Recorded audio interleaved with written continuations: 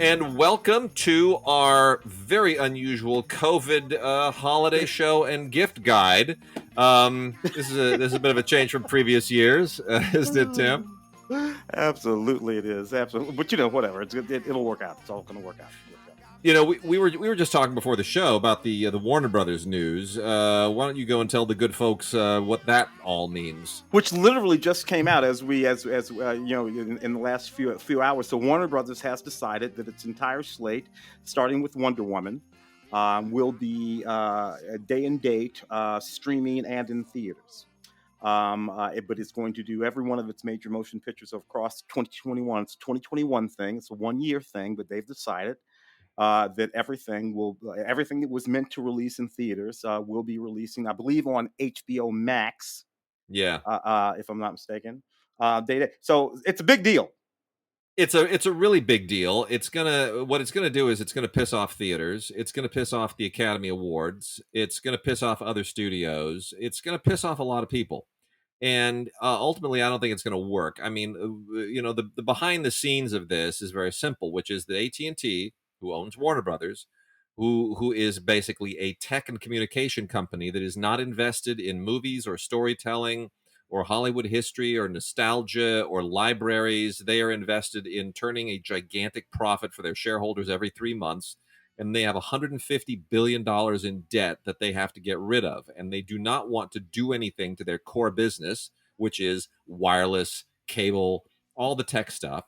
So they're looking at Warner Media, I think, and just thinking, hey, there's a lot of there's a lot of squishy stuff here that we can offload our debt onto. So they're basically trying to kill their debt by killing Warner Brothers, it seems, which is not going to work. I think they're hoping that that these moves somehow benefit them by bringing enough people into HBO Max that it turns HBO Max's subscription base around. But I don't think that's going to work. I think HBO Max is overpriced.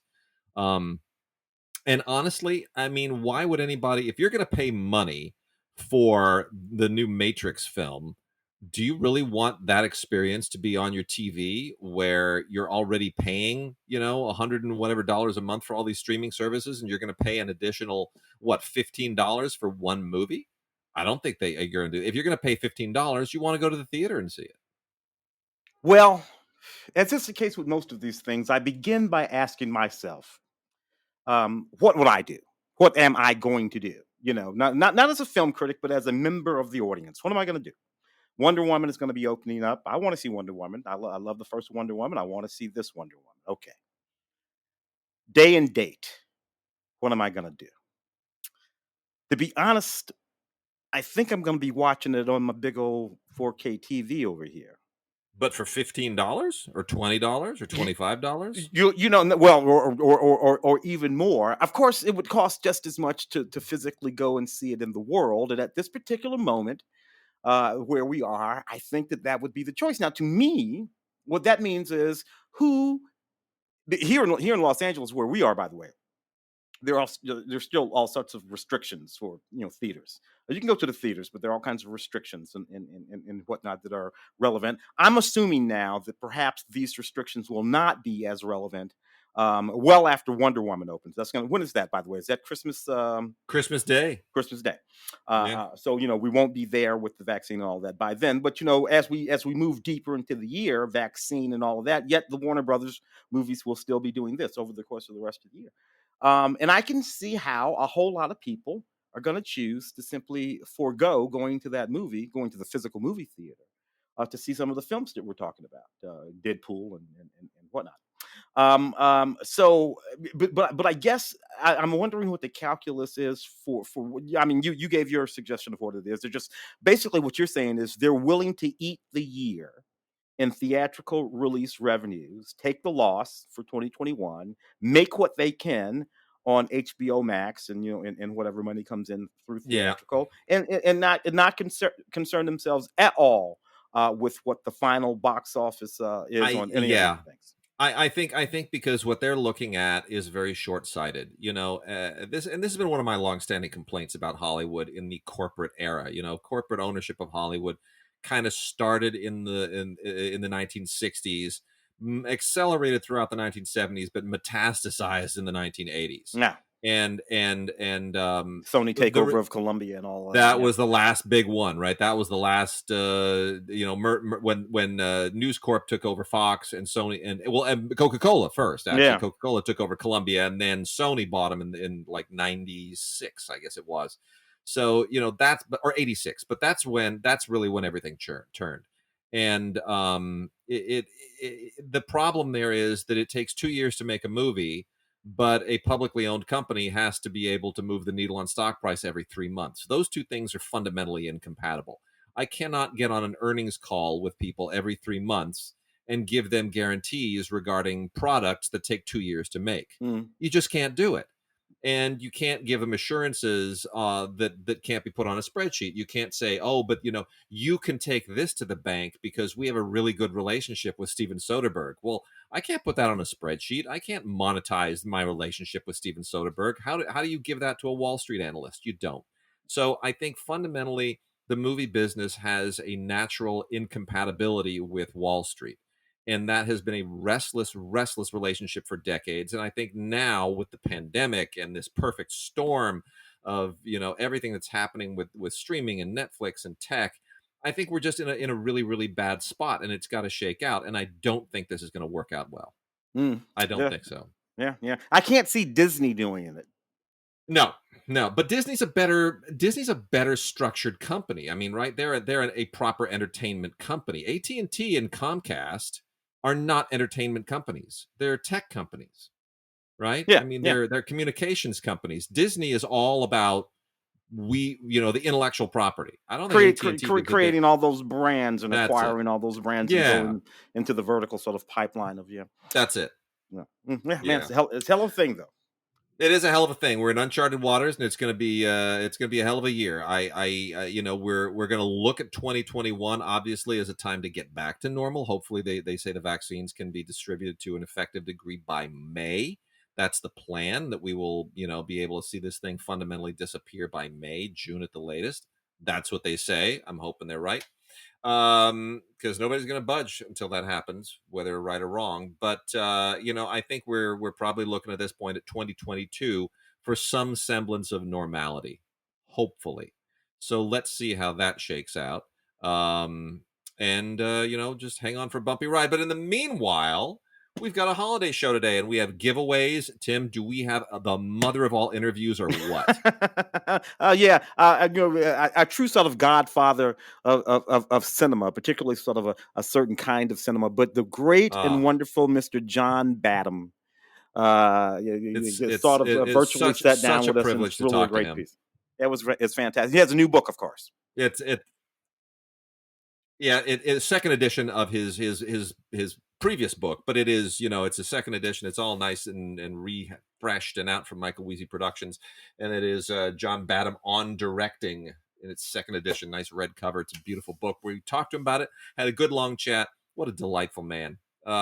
Just we grew up on his movies, and it was such a privilege to talk to him. And he listens to us on Film Week. Does that like scare you now when you go on? Now, are you afraid like, crap, John Badham's listening to me?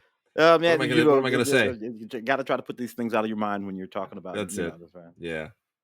Well, we're gonna dive in. We've got just a whole lot of stuff to go through here. All of it really should be right. We're gonna just give you some really great gift ideas for people who are looking to still get discs and get some great box sets. I'd like to start off with the 4K stuff, because this is the future. This is what sets itself apart from streaming, even 4K streaming. It just looks gorgeous, and it keeps getting better and better and better. The big mama for the holiday season, Tim, is the 4K Ultra HD, the complete collection set of HBO's Game of Thrones. Here it is. I thought we'd get this sooner, but no, we didn't. We're getting it this year. This is a big, freaking beautiful set with the image of Hmm. a dragon wrapped around it. It is the entire complete collection of Game of Thrones on 4K Ultra HD, and I don't know that I have seen a better looking television show in a very long time, or a better looking set of television episodes on 4K. It really is tremendous. It's interesting. It'll be interesting to me to see how people engage, that entire set. Given how people felt about that finale. Were you a Game of Thrones or I don't know? Yeah. See, I'll be honest, while I can totally recommend this to people who love the show, I just never it always I tried to get into Game of Thrones so many times and I could never get into it, partly because everyone on the show is just so relentlessly awful. As characters, you mean? Yeah. There are no likable. Even Peter Dinklage's character was, yeah. But Dude, I kind of came and went with it. I was like that. I was, more or less like you, with that show, and the whole time, thinking to myself, well, there's a whole lot of knockoffs inside the show. People yeah, of a certain age look at a series like Game of Thrones, and we start thinking about all of the sci-fi fantasy stuff that we read when sure. we were 12 and 13 and 14. And a little bit of Conan and a little bit of, Yeah. and I'm like, wait a minute, what's going on here? Yep. So one of those kind of things for me. It is. But that said, look, it's a gorgeous show. It's beautifully made. It's very good friend of ours was the post production supervisor on it, and I know exactly what she went through putting. I mean, the post production pipeline and flow of that show was It was global. It was Yeah. like Lord of the Rings, right? It was you're doing stuff in London and doing stuff in Romania and doing stuff here, and it's a real feat how this series was put together. So great extras on here. 15 hours of bonus features, which include the two parts reunion special that Conan O'Brien hosted. It includes the Last Watch documentary, Conquest and Rebellion, an animated history of the Seven Kingdoms, tons and tons and tons of featurettes and interviews and deleted scenes, and there's even a bunch of audio commentaries that are really some of the best audio commentaries you'll ever hear for a TV episode, because they go into so many cool details. Um, it's a great set. If you love Game of Thrones, you got to own this. And plus, you never know when your internet's going to go down. You're going to want this on 4K UHD. It just is absolutely the best. Also, here is our first giveaway of the show. Actually, our first two giveaways, both of them courtesy of the good people at Wellgo. Tim, have you watched Possessor, the other Cronenberg, the Brandon Cronenberg film? I have not seen that one yet. So this is a neon release for awards season, and it is Brandon Cronenberg really is trying to be very much in the mold of his dad, but he also kind of does he goes his own way, and this is really kind of a fascinating spy Wait a thriller minute, about. that's that Andrea Riseborough movie, right? Yes, correct. I have seen this Yes, movie. I have seen this yeah, movie. Yeah, the apple yeah, doesn't fall that far from the tree. that's right. Young Mister Did you see this for Cronenberg there. Film Week? Was Yeah, this one so of the things? Yeah, this is one of the ones I saw for yeah. Film Week. Yeah, yeah, sort of is yeah, yeah, all right, yeah, not kinda interesting. It's funny. Just this morning, I had this conversation with Larry. I said, Larry, it happens all the time that I will look at the film week rundown and I will stare at a film and be like, did I see that film? Oh yeah, I did see it. I saw it last night. And like that's how fast some of this stuff fades from my mind. It was, So because yeah, I popped over and looked at the thing. I remember liking Jennifer Jason Leigh in this movie. That's the thing that I remember about it. She was actually pretty creepy. so Possessor is this really, really, really cool film with Andrea Riseborough, who is great in it. And by the way, she's great in this new film called Luxor too, which we covered Oh, for Film yeah. Week. Um, so Possessor is basically they use brain implant technology to control people. It's kind of an assassin thing, right? Yeah. It's like if La Femme Nikita were mixed with some kind of a weird Cronenbergian brain control technology. Anyway, it's really, really, really fascinating. Brandon Cronenberg very much becoming his own man, and it's on 4K Ultra HD and Blu-ray. We have 3 regular Blu-rays to give away, not the 4Ks, but they sent us regular Blu-rays. So we're going to go ahead and just say send us an email to gods@digigods.com or gods@cinegods.com. This goes for all of our giveaways. Either of those email addresses, gods@cinegods.com, gods@digigods.com. Send us an email with your name and address in the body. And for this one, in the subject line, just put Possessor, Possessor, Possessor, and 3 people will be randomly chosen. We are going to make all of our choices for our giveaways by the 11th. So that's gonna give people a good solid week. Make sure it gets to us by the end of day on December 11th, and then by the 12th we will alert the winners. And if you don't get an email by the 12th, then that means you weren't a winner. But the 12th, we will alert our winners. Anyway, Possessor, really, really cool film on 4K or on Blu-ray. Brandon Cronenberg has only a few deleted scenes and a featurette, but that's fine. We also have a 4K called Peninsula from Well Go, and we're giving away 3 of those as well, also on Blu-ray, not on 4K. So send us an email with Peninsula, Peninsula, in the subject line. We'll give away 3 of those as well. This is a kind of a semi sequel to Train to Busan. They bill Oh, this as Train to Busan presents Peninsula, and it is by Yan Sang Ho. It's more Korean zombie action basically. But it's if you saw Train to Busan, it's an intelligent zombie film, which most of them aren't. yeah. It's something that I think Romero would have been proud of. Anyway, this takes place 4 years after Train to Busan, and it centers around a soldier who has come back to the Korean Peninsula on a mission, and now he's got to handle the zombie thing where it is now 4 years later, which is it's metastasized, and so it's not the same characters as Train to Busan, but it's the same world as Train to Busan. And in many respects, I think this is a more interesting film. Hmm.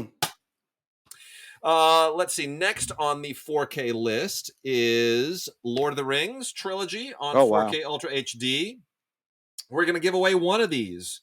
Send us an email with Lord in the line in the subject line, just LORD, and we will give one very fortunate person, as long as it gets to us by the 11th, a 4K Ultra HD set of the Lord of the Rings trilogy. Tim, have you watched any of these films lately again?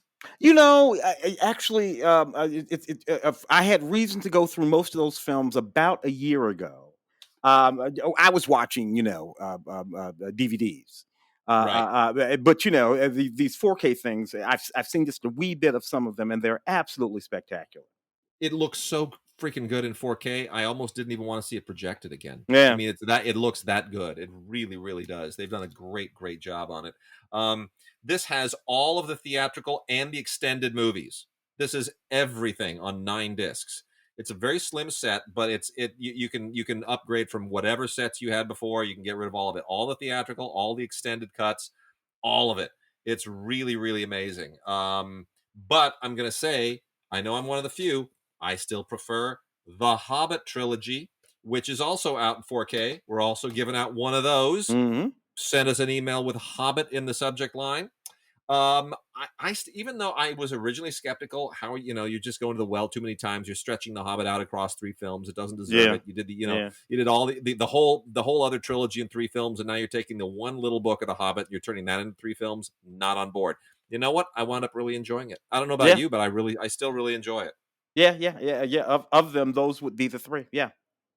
I thoroughly enjoy this. So this also has all of the theatrical and extended movies, all of them on 6 discs. So the Lord of the Rings is 9 discs. This is 6 discs. It's a beautiful set, and get your 4K on.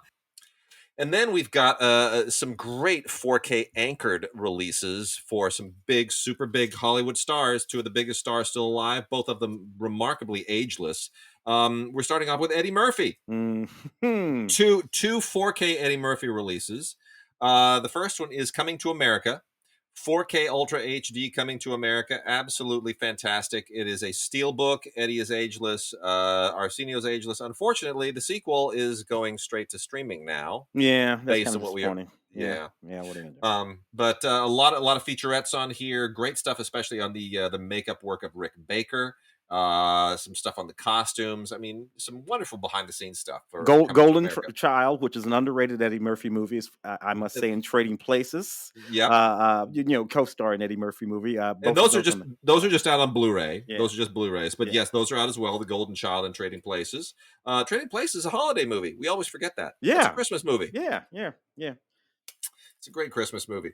Uh, Tim, what are your recollections of The Golden Child? Have you watched it again lately? Oh, The Golden Child. Yes, absolutely. I had to watch The Golden Child. Why? I don't know why I had to watch The Golden Child, but my first recollection is Eddie looked fantastic in that black leather outfit Yeah, with that little bitty hat. And I loved all of that. He has to go to where Tibet or wherever it is in yeah. order to find the Golden Child and bring the Golden Child back. It was fantastic, and it's another one of those movies too. I forget who the actress was that played the young Sri Lankan a woman who's protecting the gold, but she was like this total badass. Yeah, Uh, that was Charlotte Lewis. yeah, she was just fantastic, and I She thought what the Eddie was ahead of his time with that. Not just yeah. saving the heroine, he had a badass heroine with him. That's a lot of fun that movie. And Charlotte Lewis had done Polanski's Pirates, I think, just before this, right? Was that Hmm. before, or was it? Yeah, I think it was just before. But I still remember, I was working as an usher at the Men's National Theater, and it was like just months before Golden Child was going to come out. So we had Beverly Hills Cop, I think, already at some point. Anyway, we got a teaser trailer, and we didn't know what the teaser trailer was, and it's really an incredibly funny teaser trailer. Um, and it's unfortunately it's not on this one, but the teaser is very serious. It shows snow and someone walking through the snow, and you hear that narration. It will take one man on a legendary journey, an epic journey, and the whole thing leads you to think you're watching something very very serious, and then it cuts to Eddie, and Eddie says, "Shut up!" And it was it's just he's bawling out the narrator. He doesn't like being in the snow. Audience just laughed. It was a teaser designed for an audience, not for the internet, for an audience, for a laugh. And I thought, thinking back on that, we've kind of lost that art. Teasers that are designed to be seen by a large audience, run during some other movie where it's a packed audience, and you've got these people Mm. and you want to make them laugh, and you have suddenly 1,000 people laughing at one joke in a teaser. That's 1,000 people who are going to go out and see that movie when it opens. Yeah, but for one thing, you know that you have time to make that joke hit because the audience is, it's a captive audience is sitting there watching the screen, watching all these teasers and trailers sort of come up. Now, because all of these things release on the internet at one moment or another, you never really have a moment where you can gobsmack a sitting audience with a teaser.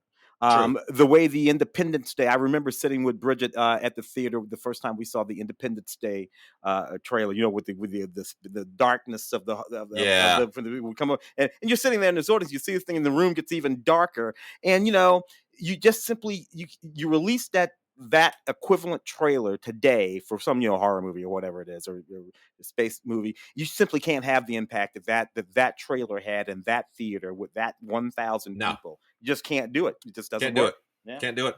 Well, the last Eddie Murphy release, also on 4K, is Beverly Hills Cop.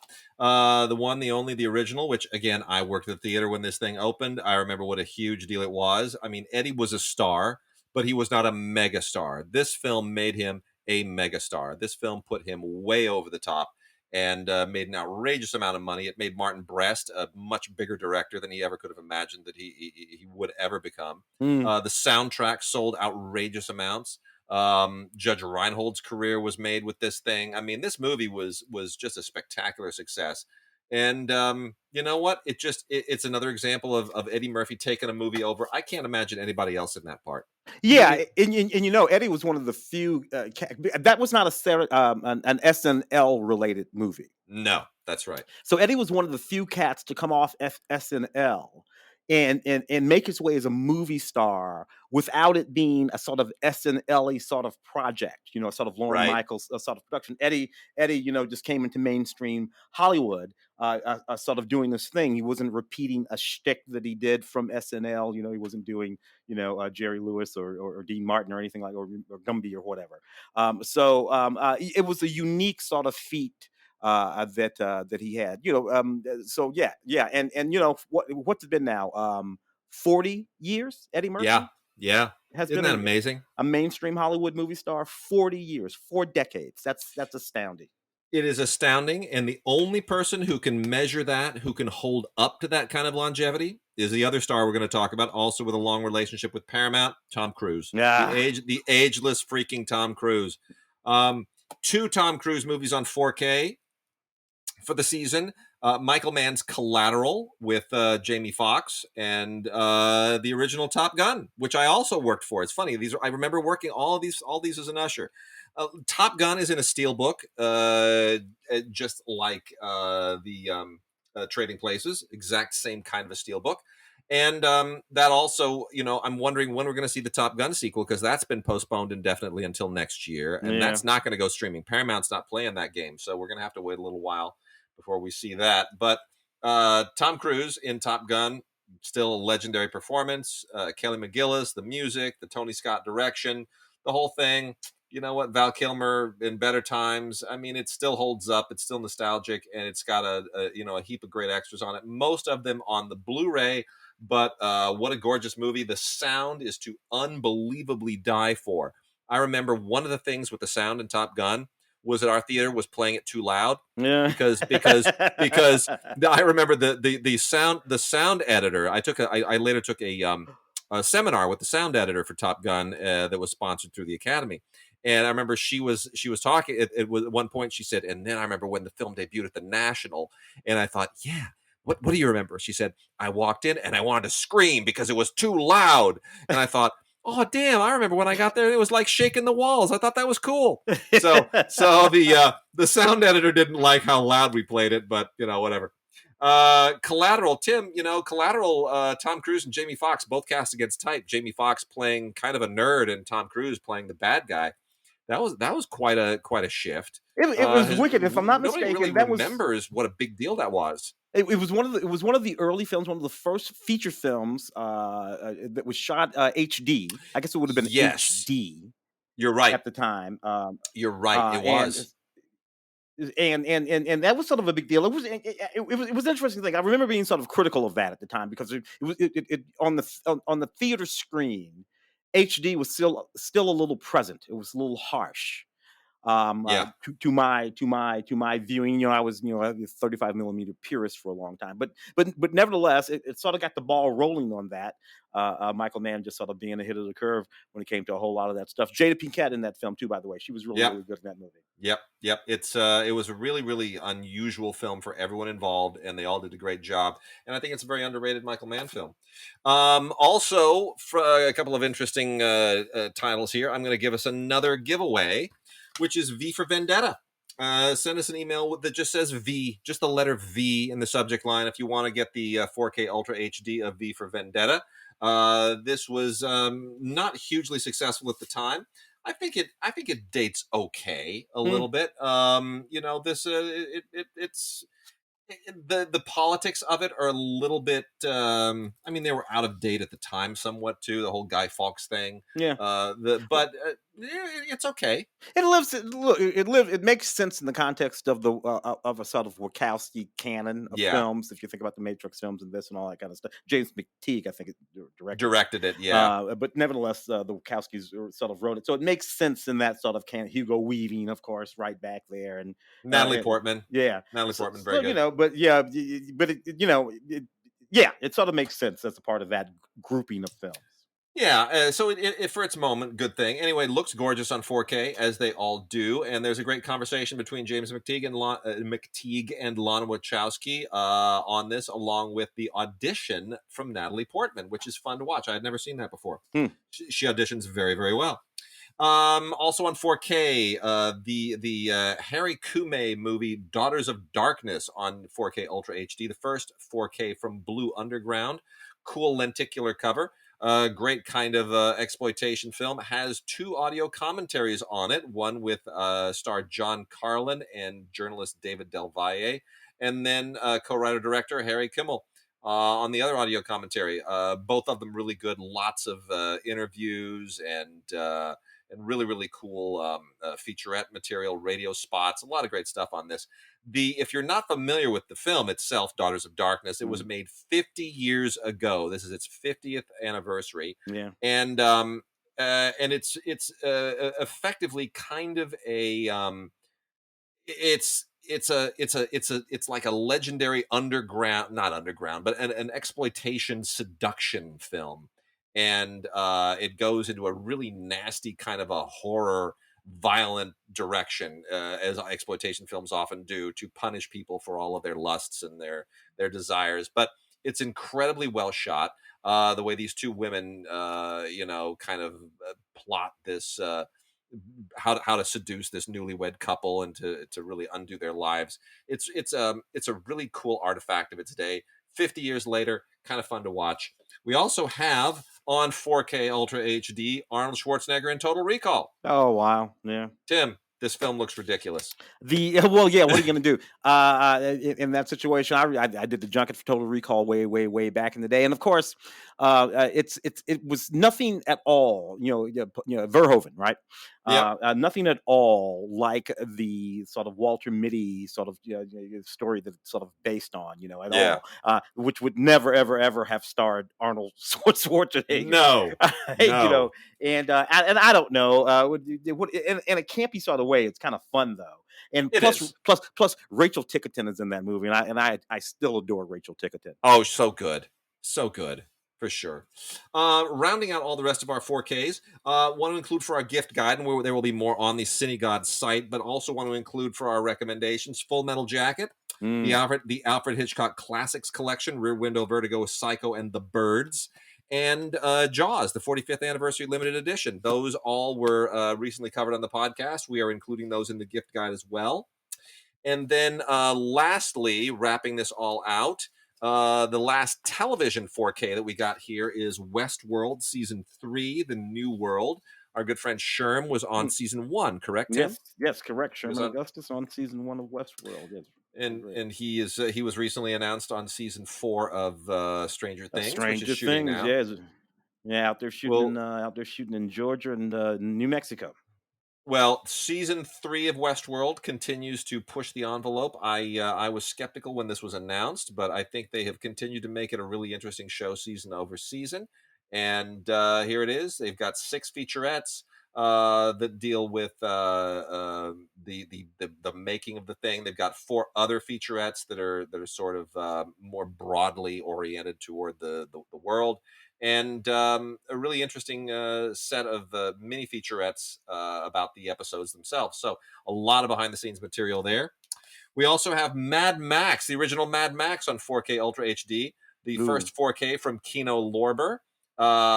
Looks amazing in 4K. Honestly, amazing. This film is still great. I'm so grateful that we finally got the original version without the American dubbing, because the Australian accents totally make it. Yeah. Tons of great special features on here, including an audio commentary with the original art director, David Egby, who was the cinematographer, the special effects artist, Chris Murray. There's a new interview with George Miller, who didn't sit down for an audio commentary, but he did sit down for an interview. And if you want to know where the DNA for Mad Max Fury Road comes from, boy, this gives it all to you. It's really, really terrific. A little featurette on Mel Gibson as well, and on the Mad Max phenomenon. And then lastly, the 4K set that I think everybody's been waiting for forever: Back to the Future, the Yeah. Ultimate Trilogy, 35th anniversary, 4K, all the Back to the Future films, all 3 Back to the Future films. Robert Zemeckis' shining moment. Tim, have you watched all 3 of these films again anytime lately? Oh! I had reason to watch the third one about a year ago, and I remember that was that was not a particular, but I remember thoroughly enjoying that film. That's the one that sort of takes place in the old west and all that. Yeah. Mary Steenburgen Virgin. I remember particularly enjoying that film. So the first 2 films are fantastic. One of the sets of sequels, along with say like the Alien sequels or something like that, where the second film was as good as the first film. It played in the same sort of way, but was different enough to still be engaging. But then again, I enjoyed the third one too. What can I say? I remember so well that it was the day before the release of the third film. They had a marathon at the Avco in Westwood, where we used to see a lot of screenings, Oh yeah. and it was billed as the Back to Back to the Future marathon. And they had a simul. It was. I have the pin, man. I still have the button, my collector's button, and they had one going at the Cinerama Dome as well. And I went to the Avco, bumped into an old friend that I hadn't seen in years, who had just come out from Texas. And we're like, "Rock on, dude!" It was just, there was a whole, and everybody sat down. And at 8 o'clock, we watched Back to the Future. At 10 o'clock, we watched Back to the Future 2. And then at 12:01, they started Back to the Future 3. The crowd went crazy. And at 2 o'clock, I walked out of there after 6 hours of Back to the Future. My eyes were bleary. I was not safe to drive, but damn it, I was happy. Oh man, Michael J. Fox, of course, and what can I say? Still adore Michael J. Fox. Yeah, one of just a upstanding all around great guy. Um, and the extras on here are just superb. I mean, they're just superb. There's a whole thing on audition tapes. You won't believe who you're going to see on this. It's a fantastic set of surprises. The audition tapes, lost audition tapes. Um, there's the 6-part documentary on the making of it. There are deleted scenes. There are tons of archival featurettes, interviews, audio commentaries, restoring the DeLorean. I mean, it's phenomenal. You can't. I mean, you could. It's not just the 6 hours of the three films. It is hours and hours and hours of bonus features that you could just watch forever. You could fill up your holiday vacation just watching Back to the Future material, and I would highly recommend it. The transfers are great. They are colorful. It's wonderful. It's nostalgia, and I live for it. So Back to the Future. Tim, what else are we including in our gift guide? It looks like in the gift guide down here, this is all the 4K stuff that we're doing, right? Well, let's move to TV. Oh, Let's let's do move to some TV. TV Let's do stuff. some TV. Yeah, okay, yeah, Yeah, let's do some TV stuff because actually I've been looking at this, and I know that you're a big fan of the Crown series, and we have the complete third season of the Crown. The new season of the Crown started there not too terribly long ago, if I'm not mistaken. But this is the complete third season of the Crown. yep, The Crown series. Now, this to me, after the complete my complete engagement in the Downton Abbey run right through that feature film, I had yeah. to take a break from our Anglophile friends for a moment. So you know a good deal more about The Crown than I do. Well, I The just like the third season of The casting. Crown. Well, yeah. Yeah, what are you gonna do? You got Olivia Colman, Claire Floy, these sort of wonderful actors, Milda Staunton, these sort of wonderful actresses. But how was this series shaped? I didn't really understand how you ended up with all these people playing Queen QE2 at different Well, periods in her reign. you know what? It's interesting. Every season kind of frames a new drama in the saga of the royal family. So the continuity is not as consistent as one might think. You know, Mm. the fourth season obviously is going to be very Princess Diana centric. So you know they've decided that each season is going to frame out a different dramatic episode from the story of the royal family and Queen Elizabeth in particular. So to that extent, it's very kind of episodic, but it's season episodic, and it's a lot of fun. Olivia Colman is wonderful in this third season. She of course played a won her Oscar playing a very different British queen, Yeah. Queen Anne. And to that extent, I would also add in there's a National Geographic DVD that has been released that is a nice companion piece to The Crown. It's called Being the Queen. And if you want to kind of ground the crown in a little bit more reality, this archival look at the life of Queen Elizabeth II, who of course is still alive, it has a lot of wonderful stuff in it. So you can kind of compare all of the events that are shown in the crown to the actual events that are depicted in this documentary. So Being the Queen, nice companion piece to the crown, the third season. I absolutely love Buck Rogers in the 25th century, from the late 70s, early 80s, 2 3 seasons of Buck Rogers, starring the wonderful Gil Gerard and Aaron Gray. What we have here is the complete series, Buck Rogers in the 25th series. This is fantastic, man. It's really great. It's the complete collection of Buck Rogers, which, by the way, they have also released. This is from Kino Lorber. They've also released the original theatrical cut of the pilot. You know, they did the same thing with Battlestar Galactica. These are Hmm. both Glenn Larson productions on television, and they did theatrical releases of the two pilots to make a little bit of extra money. So there's that theatrical Battlestar Galactica, and there was a theatrical Buck Rogers, and that's been released all 89 whopping minutes of it on Blu-ray as well. But I still gotta say, you seriously want to have the series on Blu-ray. It is just a whole lot of fun. Gil Gerard, I saw him at Battle of the Network Stars a couple of years. Oh yeah, yeah. I Yeah, forgot. I forgot about all that. Kind of, we were yeah, swapping some of those old sort of things that the networks used to do back in the day, and those yeah, Battle of the Network stars were always sort of fantastic. You'd see all these guys. They come out. They do all kinds of wacky stuff. And Gil Gerard, who was kind of a buff dude, yeah. it was sort of like not fair, really, with him and Battle of the Network stars. It's like, who's going to beat Gil Gerard? Well, they are audio commentaries for all 10 selected episodes on here that they kind of separated out. Now, there's also an audio commentary with a couple of film historians on the feature film, which is different. The audio commentary for the theatrical feature is also on the television set. So I just want everybody to be clear on that. You can get the theatrical film with the TV series, but the audio commentaries on 10 episodes are different from what you get on the theatrical cut of the film. So Ah, don't necessarily confuse those. But there's also an Aaron Gray interview. oh wow, There's an interview with Tom Christopher, who played Hawk in that rebooted, kind of semi-rebooted second season. They switched it up a little bit into the second season, yeah. and added that Hawk character. But how great is Aaron Gray on this show? Wilma Deering, gosh darn it. Yeah, she's I look crazy sexy in that sort of thing that she was wearing, but uh, also a colonel and a pilot, every bit as badass as yep. Buck was, and you had to love that in the late '70s, early '80s.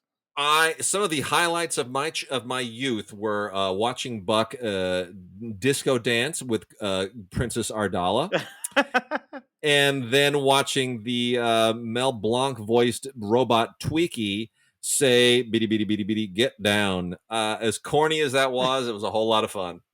Oh, fantastic stuff, man! Couldn't go wrong with that. Is this Mission Impossible set the old Mission Impossible series, the Sure, 1966 sure Mission Impossible is, series, the complete sure series, is. Mission Impossible? You gotta love this. It is indeed. This is the complete Mission Impossible from CBS and Paramount, and it is absolutely spectacular. It is 7 seasons, all jammed together on this one big brick of a boxed set. And you know what? It's amazing how when you think about how limited you are in the idea that you have a bunch of people who get an assignment, and the message self destructs, and then they've got to put on disguises and somehow take this thing. How many seasons and how many episodes can you squeeze out of that? Like, how many You missions can you do? How many disguises can you do? Turns out you can do a whole lot, and you can do a lot with the premise. And this Yeah. show was great. And It's just a not to mention, great show. launching that movie series. But I love that show. For one thing, it was very clever because yeah, sure. At the beginning of the series, he open up that folder and you have all those sort of photographs of the teams that he was pick. And often Barney was always there, but every now and again the team would switch up just a little bit. And I love that series. Plus, like I said, Barney on that series, Greg Morris, Yep. one of the early sort of examples of a brother, a black man, being on a television series and being a part of the sort of mainstream dynamic of the show. Him on that show, Ivan Dixon on Hogan's Heroes, Yeah. Bill Cosby on I Spy. Yeah. And 40, 50 years ago, and it was really, really just wonderful stuff to see way back in the day. Pioneering figures all. And you're absolutely going to love this set. I mean, this is a phenomenal set, beautifully put together, wonderful transfers of all the episodes, all of them on Blu-ray, colorful, bright, wonderfully mastered. It just you couldn't hope for a better box set for a really, really classic show.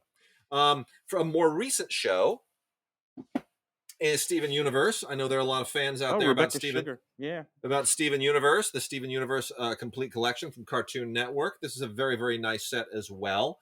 And again, I realize that not everybody is a Steven Universe fan, but if you are, this is a wonderful, wonderful gift to give to somebody who would be very appreciative of finding this in their stocking.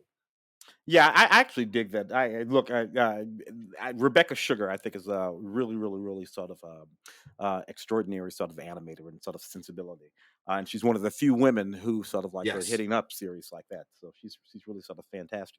I see here Saturday Night Live, the early years. What do we got going on here? That is the best of seasons 1 through 5. They were releasing Saturday Night Live seasons one at a time. I think for the first 3 seasons, I think they got them out, and then they realized that it was It was not gonna work. Mm, Once you move past the Eddie Murphy Joe Piscopo group, it kind of starts to be diminishing returns, right? mm, Like those subsequent groups, yeah, it's great. You get into Dana Carvey and Mike Myers, and but at a certain point, they're just not as memorable. Those first two groups, the Bill Murray, John Belushi people, and then the Eddie Murphy, Joe Piscopo crew, mm. and then after that, it all kind of. So anyway, this is the first 5 seasons, and they've cherry picked a lot of really really wonderful stuff and put it out in an absolutely terrific Time Life set, volume 1 and volume 2, 6 discs per, 12 discs altogether, from 1975 to 1980. It's a It, pretty great period. that's an interesting stuff. Yeah, well, look, that's our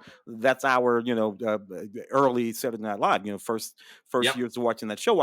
Now, as I remember a whole lot of those episodes, you would have to know, particularly with some of the Chevy Chase bits. You got to know who Gerald Ford is, Right. because all that falling down, Yeah. is all directly related to. So there's a sort of historical set of knowledge that you have to have in order to get some of those jokes from the early Saturday Night Live.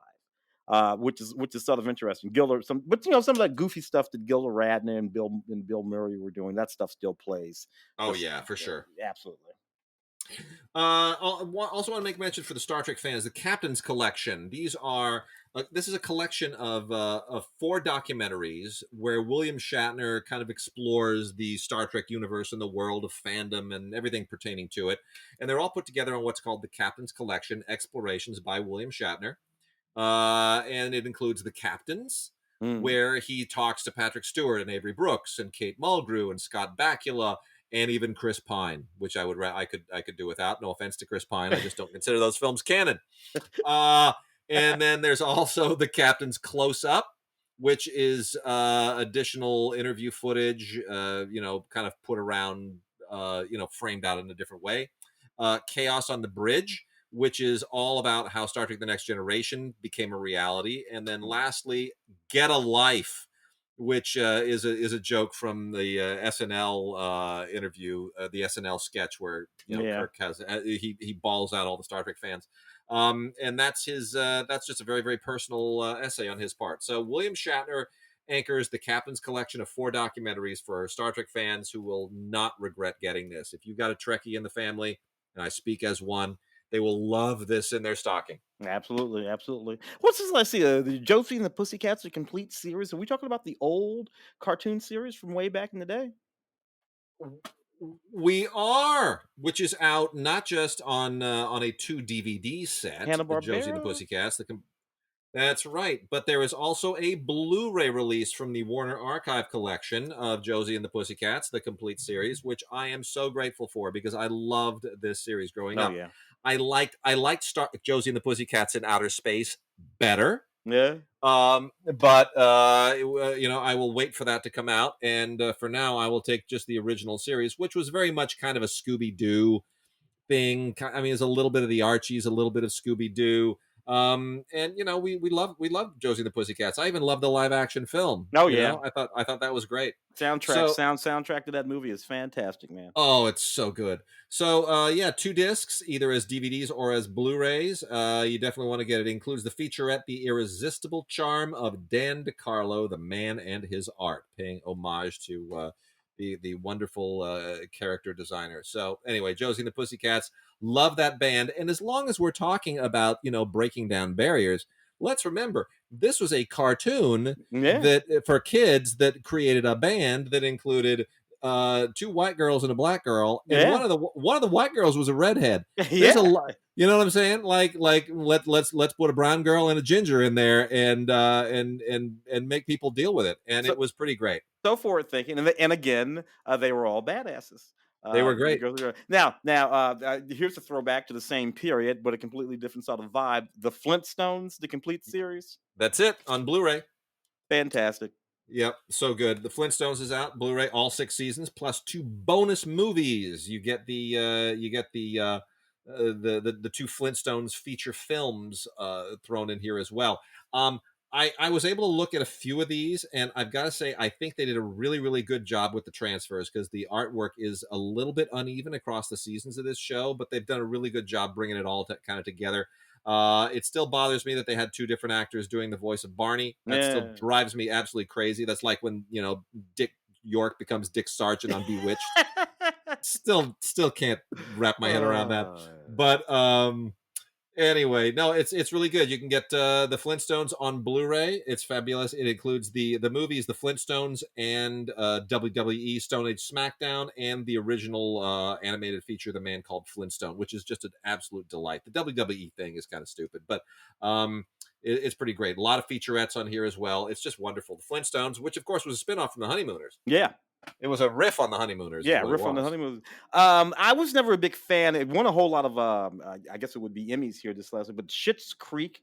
I see that we have the Yeah. complete collection of Schitt's Creek. I wasn't a big fan, but I don't know. What do you think about the Schitt's Creek? I mean, I was never really into it. It won 9 Emmys, Yeah, which is a big deal, right? I mean, it's the most it literally won the most of any sitcom in history, right? yeah, which blows me away when we're talking when we're including Cheers and Friends and Seinfeld but and this was the series that I mean I think I gave it maybe 5 episodes worth, and then maybe dipped it back in. How many seasons did it go altogether in that series Uh in that collection anyway? in this collection, that's a great question. How many seasons did it go? Because I just sort of tapped out on it and sort of early, but there are these people who are these complete and total sort of Schitt's Creeks Yeah. fans. Yeah. Well, Eugene Levy created it, you know. I did not Eugene know he was him and Catherine O'Hara, of course. I did not know he was one of the creators. Yeah, he and Daniel Levy, they created it and star in it, obviously. And kudos to them. I mean, it's got a certain Canadian quirkiness to it that I guess we should have expected. But anyway, there it is. The big Emmy winner from this last year. Mm. The Last Dance is that 10-part documentary series that has Oh, to do so with good. that fantastic Chicago Bulls season with Michael Jordan at the center of it. I will say this about that series. That series sort of changed my sort of baseline feelings about Michael Jordan. Sort of like generally speaking, as a human being, that's sort of like never cared for Michael Jordan. Take that Yeah. back. Was a big fan of Michael Jordan when Michael Jordan was a Tar Heel.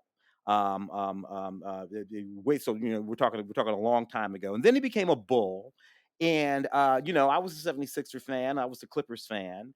You were out here in LA, of course. We're talking a long time ago now. Yeah. And Michael Jordan, and then there are all kinds of sort of political dynamics that popped up that were irritating, that irritated me around Michael Jordan. So over the years, he just and here in LA, we had the lovable Magic Johnson, Magic Johnson. Hmm. a human being who seemed to be exactly the opposite of just as talented, but exactly the opposite. This documentary series, The Last Dance, changed my feelings about Michael Jordan in terms of the kind of person he was. And of course, there's a whole sequence in this when we're talking to him that occurs after the death of Kobe Bryant. So that's really sort of interesting and powerful too. It is, it really is an extraordinary documentary too, just from the standpoint of filmmaking. I mean, ESPN Films really does some great work from a filmmaking standpoint, and there is a lot of tension and a lot of drama in what is revealed here. And it really has it's just a tremendous piece of filmmaking and a lot of great stuff in here. It includes a gallery book. The series itself is on Blu-rays, and it has 4 hours of bonus features, including interviews, the uncut version of the Stuart Scott and Michael Jordan Sunday conversation from June 1998, which has never been seen before. A lot of other archival material. Sports Center with Scott Van Pelt roundtables. So this is not just for Bulls fans. This is for not even just for basketball fans. This is for people who want to perhaps immerse themselves in the drama of sport and what it takes to excel at the highest level. And I got to tell you, I had much the same feeling. Look, I'm a Lakers fan. I've grown up in LA, lived here my whole life. Love everything to do with the Lakers. Love Magic Johnson. Love Kareem. A lot of drama went on behind the scenes there with Worthy and that whole team that we Oh didn't know yeah. about. But they can do another documentary about that. This is really fascinating because Chicago is not a showbiz town. LA is a showbiz town, and we expected showtime. This was not a showbiz town. This is a blue collar town, but there was a lot of drama going on behind the scenes, and this does an absolutely luminous job of exposing it. Mm. Yeah, I did Hawaii fantastic Five series. O, Ah, yeah, the new one. Hawaii Five O, Uh, Tim, the I complete series, I just could never. I just couldn't. I just couldn't. It's the just new one. the new I know. series, of course, the reboot. And dude, but the hell with me. This show has been on for 10 seasons, 10 years. But Yeah, I'm sorry, man. I can't. I mean, my McGarrett has got to be Jack Lord. And if it ain't yeah. Jack Lord, it ain't McGarrett. Same thing. I had the same reaction with that with the reboot of Magnum PI. And so I don't know. I guess you fall into a certain age range, and you connect yourself to something. And my Tom Selleck has to be my Magnum PI. Jack Lord has to be my McGarrett. These people, I don't know who the hell these people are. Well, I concur, and I'm going to agree with that. But here's the thing: if you are a fan of the rebooted Yeah, Hawaii Five O, if this is your Hawaii Five O, it's a great box set. Ten yeah, yeah. seasons, 10 seasons, a ton of discs, 20 hours of special features, alternate endings, and deleted scenes, and behind the scenes, and gag reels, and on and on and on. It's endless. If you don't like this series, then this is a doorstop. If you love this series, this is a hell of a brick to get in your stocking. Yeah, yeah, yeah. Hey, dude, forget about me. I'm the same way, by the way, with that new MacGyver series. Same thing. Just can't. Yeah. I'm like, what are you doing? What did you do? Oh, over here, but whatever. Get over me. And we also have Criminal Minds for people who love Criminal Minds. CBS has given us another great box set there. 15 seasons, damn it, Tim! 15 seasons that's been Yeah, on the air. yeah.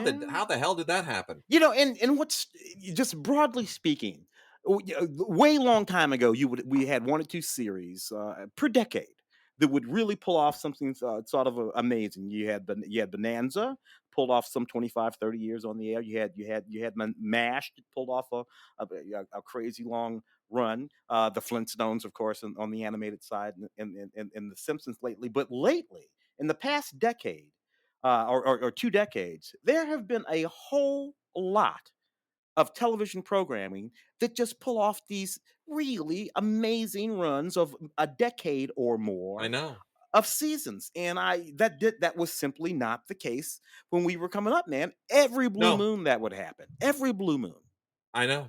It's amazing to me. I look at things like Criminal Minds and all the Law and All Orders the and the law. Oh CSIs. my gosh. NCIS. I mean, these shows run forever now. They really Yeah. do. All the procedurals. They just go forever and ever and ever.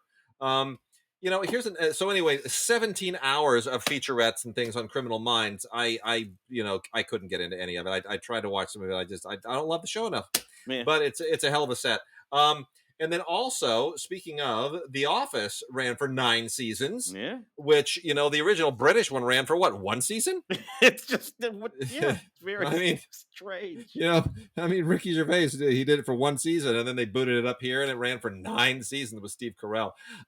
Very, very funny. Ricky Gervais, if you remember when he hosted the Golden Globes one time, he Yeah. kind of took a crack at that, and he took a little Steve Carell crack from the podium about how I'm the guy that started this whole thing, and they cut to a close up of Steve Carell, who was looking really angry, obviously all put on, and Steve Carell pantomimes with his mouth and his face and his hands, "I will kill you." And it was very funny. So Hysterical.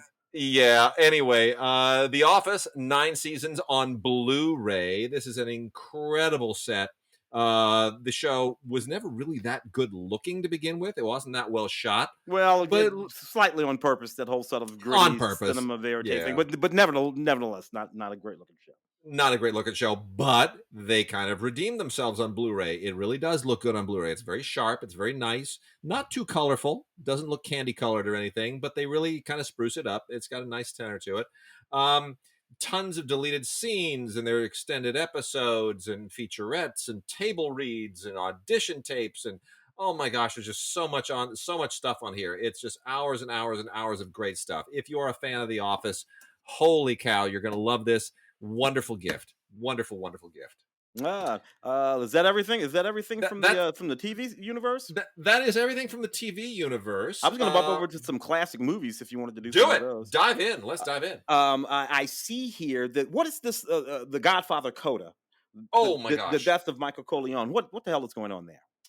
So the Godfather coda is Francis Coppola rewrote, or I shouldn't say rewrote, re-edited and kind Mm, of reconceived all of the entirety of the Godfather 3 to kind of fix what everybody said was wrong. mm. And he's been very successful at this lately. I mean, not so much with Apocalypse Now, which he just keeps tinkering with Yeah, oh, that to Redux and no all that, yeah. yeah, but his Cotton Club Redux is great. Yeah, I mean, really great. It sort of elevates the story of the two brothers played by Gregory Hines and his brother. yeah, It Maurice. elevates Maurice. It elevates that story to parody with the Richard Gere character, which is what was always intended. That was supposed to be a contrast, and so that's much better. And I think what he does here is also better. I don't know that it actually fixes all the problems. I think there's still some problems in it, but it's really fascinating to watch this and to compare it to the original theatrical release cut, which got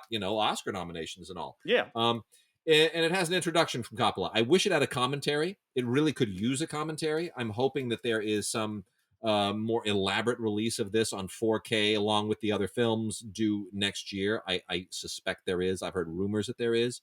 So, some people may want to wait for that, but in the meantime, it's plenty. I mean, it's really really interesting. It's not bad. He really does remedy a lot of the things that were wrong with Godfather 3. Mm. Woody Allen's movie, A Rainy Day in New York, sort of first film since all Yes. sorts of controversies and whatnot. But nevertheless, there it is. Woody Allen's new comedy, Rainy Day in New York. Did not get a chance to see this for the show. Did you see it? And did you just get a chance to review it as a piece of You know, Woody Allen movies? Mark reviewed it for our site for cinegods.com. Mark did a little Hmm. write up on it, and I pretty much concur with most of what Mark wrote. I think I like it a little better than he does. It is flawed. It's definitely not classic Woody, but I think it obviously caught hell a little bit just because of what was going down, with Woody and the culture and cancel culture and everything and all that rather unfairly. But it's got some great performances in it. Selena Gomez is very very good. Elle Fanning is wonderful. Jude Law and Liev Schreiber are fantastic. Timothy Chalamet, I can kind of take him or leave him sometimes. He's starting to get on my Mm, nerves a little bit. I'm not looking forward to Dune necessarily, but mm, um, what I think is good about this is if you get this, I would also recommend picking up Apropos of Nothing, the Woody Allen biography, his memoirs, which are a wonderful complement to any movie, but particularly to this one because of where this kind of falls in his career. So mm. that's all highly recommended. Interesting stuff. The "I Spit on Your Grave" collection. Does this one include the restoration of the film and that little documentary and everything that was on that Blu-ray box set? This Or so is, or this is this has separate? this is I Spit on Your Grave, I Spit on Your Grave Deja Vu, and Growing Up with I Spit on Your Grave. That's what Mm, this comprises. So it is not the entire massive I Spit on Your Grave canon, which I maybe some rights issues there, but this is from Ronin Video. And if this is look, I Spit on Your Grave is kind of the original feminist revenge exploitation saga, and if it's not for everyone's taste, but it certainly is for some people's taste, and it is a lovely, lovely box set. Also comes with a booklet. Some people are gonna not consider this very Christmassy, but some people will be very, very happy to have this as a gift. And wow. I'm glad I don't know those people, and somebody else does. The Roman holiday, Audrey Yeah. Hepburn, more than an icon. What comes with all that? That just must be exquisite. So it is. We're giving away three of these. We are giving away three Blu-rays of Roman Holiday, the Audrey Hepburn Oscar-winning romance directed by William Wyler, along with Gregory Peck, one of the all-time classics. Just a beautiful film. This is from Paramount, and we're giving away three of these. Send us an email with Roman in the subject line, and you will be eligible to win one of these by December 11th. Gods@digigods.com, gods@cinegods.com, name and address in the body of the email. Roman Holiday deserves no additional praise from us. It is an absolutely excruciatingly wonderful movie. Yeah. Has a Leonard Maltin featurette on here, along with featurettes dealing with the costumes and the Paramount. The Paramount Pictures during the era when this film was made, a bit on Dalton Trumbo and the Blacklist, which is a wonderful little detour. Paramount in the 1950s and Remembering Audrey, And then to go with it is this wonderful Blu-ray documentary, Audrey More Than an Icon, which you should absolutely get. If you get the one, you should get the Yeah. other. This is not from Paramount, but it is essential. It is the definitive documentary about Audrey Hepburn and her career and her life and her humanitarian efforts, which were extraordinary. And what an amazing life, you know. I mean, grew up under Nazi occupation. People forget that. Yeah, yeah. One of the reasons why Audrey Hepburn was always so slight was because she had been starved as a child and never really had a chance to sort of grow. So that slightness that was her sort of trademark was because of a deprivation Yeah, that in her childhood. Really very true. an amazing story. Uh, The Laurel and Hardy definitive restorations we have. Yeah, we've got Laurel and Hardy material here. So we've got on Blu-ray the definitive restorations of Laurel and Hardy. This is original nitrate negatives, 35 millimeter, were transferred in 2K and in 4K, and they now have a 4 disc set of all of the great, very very best Laurel and Hardy shorts. They look fabulous. They've been beautifully cleaned up. They sound fantastic. There are commentaries on here that contextualize them and their careers and their lives, and there are thousands of photos on here as well. Just absolutely beautiful posters and all kinds of great artwork. People are gonna absolutely love this. I mean, I'm gonna sit my daughter down and show her the glories of Laurel and Hardy. She will laugh endlessly. And for Laurel and Hardy fans, you can also get from Classic Flicks the Oliver Hardy, Harry Langdon film Ah, Zenobia, yeah, which is also quite wonderful. Harry Langdon, no substitute necessarily for Stan Laurel, but this is still a really classic film that fans of Oliver Hardy in particular will appreciate. yeah. Zenobia. A little known and unfortunately forgotten film in many quarters, but they also restored this from the original nitrate elements. Nitrate lives. Yeah, yeah, interesting little moment in that in their relationship there. Billy Burke in that film too. Love Billy Burke. Oh, she's so good. Yeah. Let's see what else we got here. What about the complete Hal Roach Streamliners collection? This is great. So this is there may be more coming, but so far we have 5 volumes of Hal Roach's Streamliners. And if you don't know what the Streamliners were, so Streamliners, well, here's basically the idea is that the it has nothing to do with trains, by the way. They go the great lengths to point this out. So in the 1930s, there was a demand for movies with shorter running times because a lot of theaters wanted to be able to move more people in and out of theaters faster, and a lot of people wanted to cut costs on movies as well. So Hal Roach accommodated, and he made these kind of shortish movies that they called streamliners, and they were very popular in the 1940s, especially during the war years. And this is 5 volumes of those. The first volume is the Tracy and Sawyer military comedies. Volume 2 are westerns. Volume 3 are the taxi comedies, which are very, very funny. They star William Bendix and Joe Sawyer. Very wonderful. William Bendix is great. Yeah. Volume 4 are musicals, which are really actually kind of fascinating. Alan Hale Jr. and Noah Beery Jr. and a lot of really interesting people show up in these things. It's really kind of fascinating when you go, oh, hey, look there he is. And then the volume 5 includes the Pitts and Somerville plus other rarities. So these are kind of off comedies that star some of these other teams and some things that didn't really fit in any of these others. So 5 volumes of these Hal Roach features that were designed to just kind of fill a niche need at the time. It was really, really fascinating. Tim, I also want to make mention of something very selfish here. The director's cut of Tom DiCillo's Delirious Oh on yes. Blu-ray. Yeah. On Blu-ray with Steve Buscemi, Michael Pitt, Gina Gershon, and Alison Lohman. You will remember, and some of our podcast listeners might remember, that my wife Yeah. was the executive on this. She was the liaison from the production company, and I did podcasts with Mark Yeah. remotely because he was here in L.A. and I was in New York living off of my wife's per diem. while she went to the set every morning, or the office, the production office, and had to sort of manage all the particulars of this production. And I kind of got to roam around New York for the month of October in 2005 and had a grand old time doing it. And then, of course, once in a while, I would have the privilege of going to dinner with Tom DiCillo and everybody else, and Steve Buscemi, and it was quite a fun experience. But it was a great experience for my wife, who had a great time on this film. It's terrific. Basically, the story of a paparazzi, Mhm. or a paparazzo, played by Steve Buscemi, and this kind of homeless guy played by Michael Pitt, who becomes his sidekick. Really interesting film, one of Tom DiCillo's best, and what a great director's cut this is.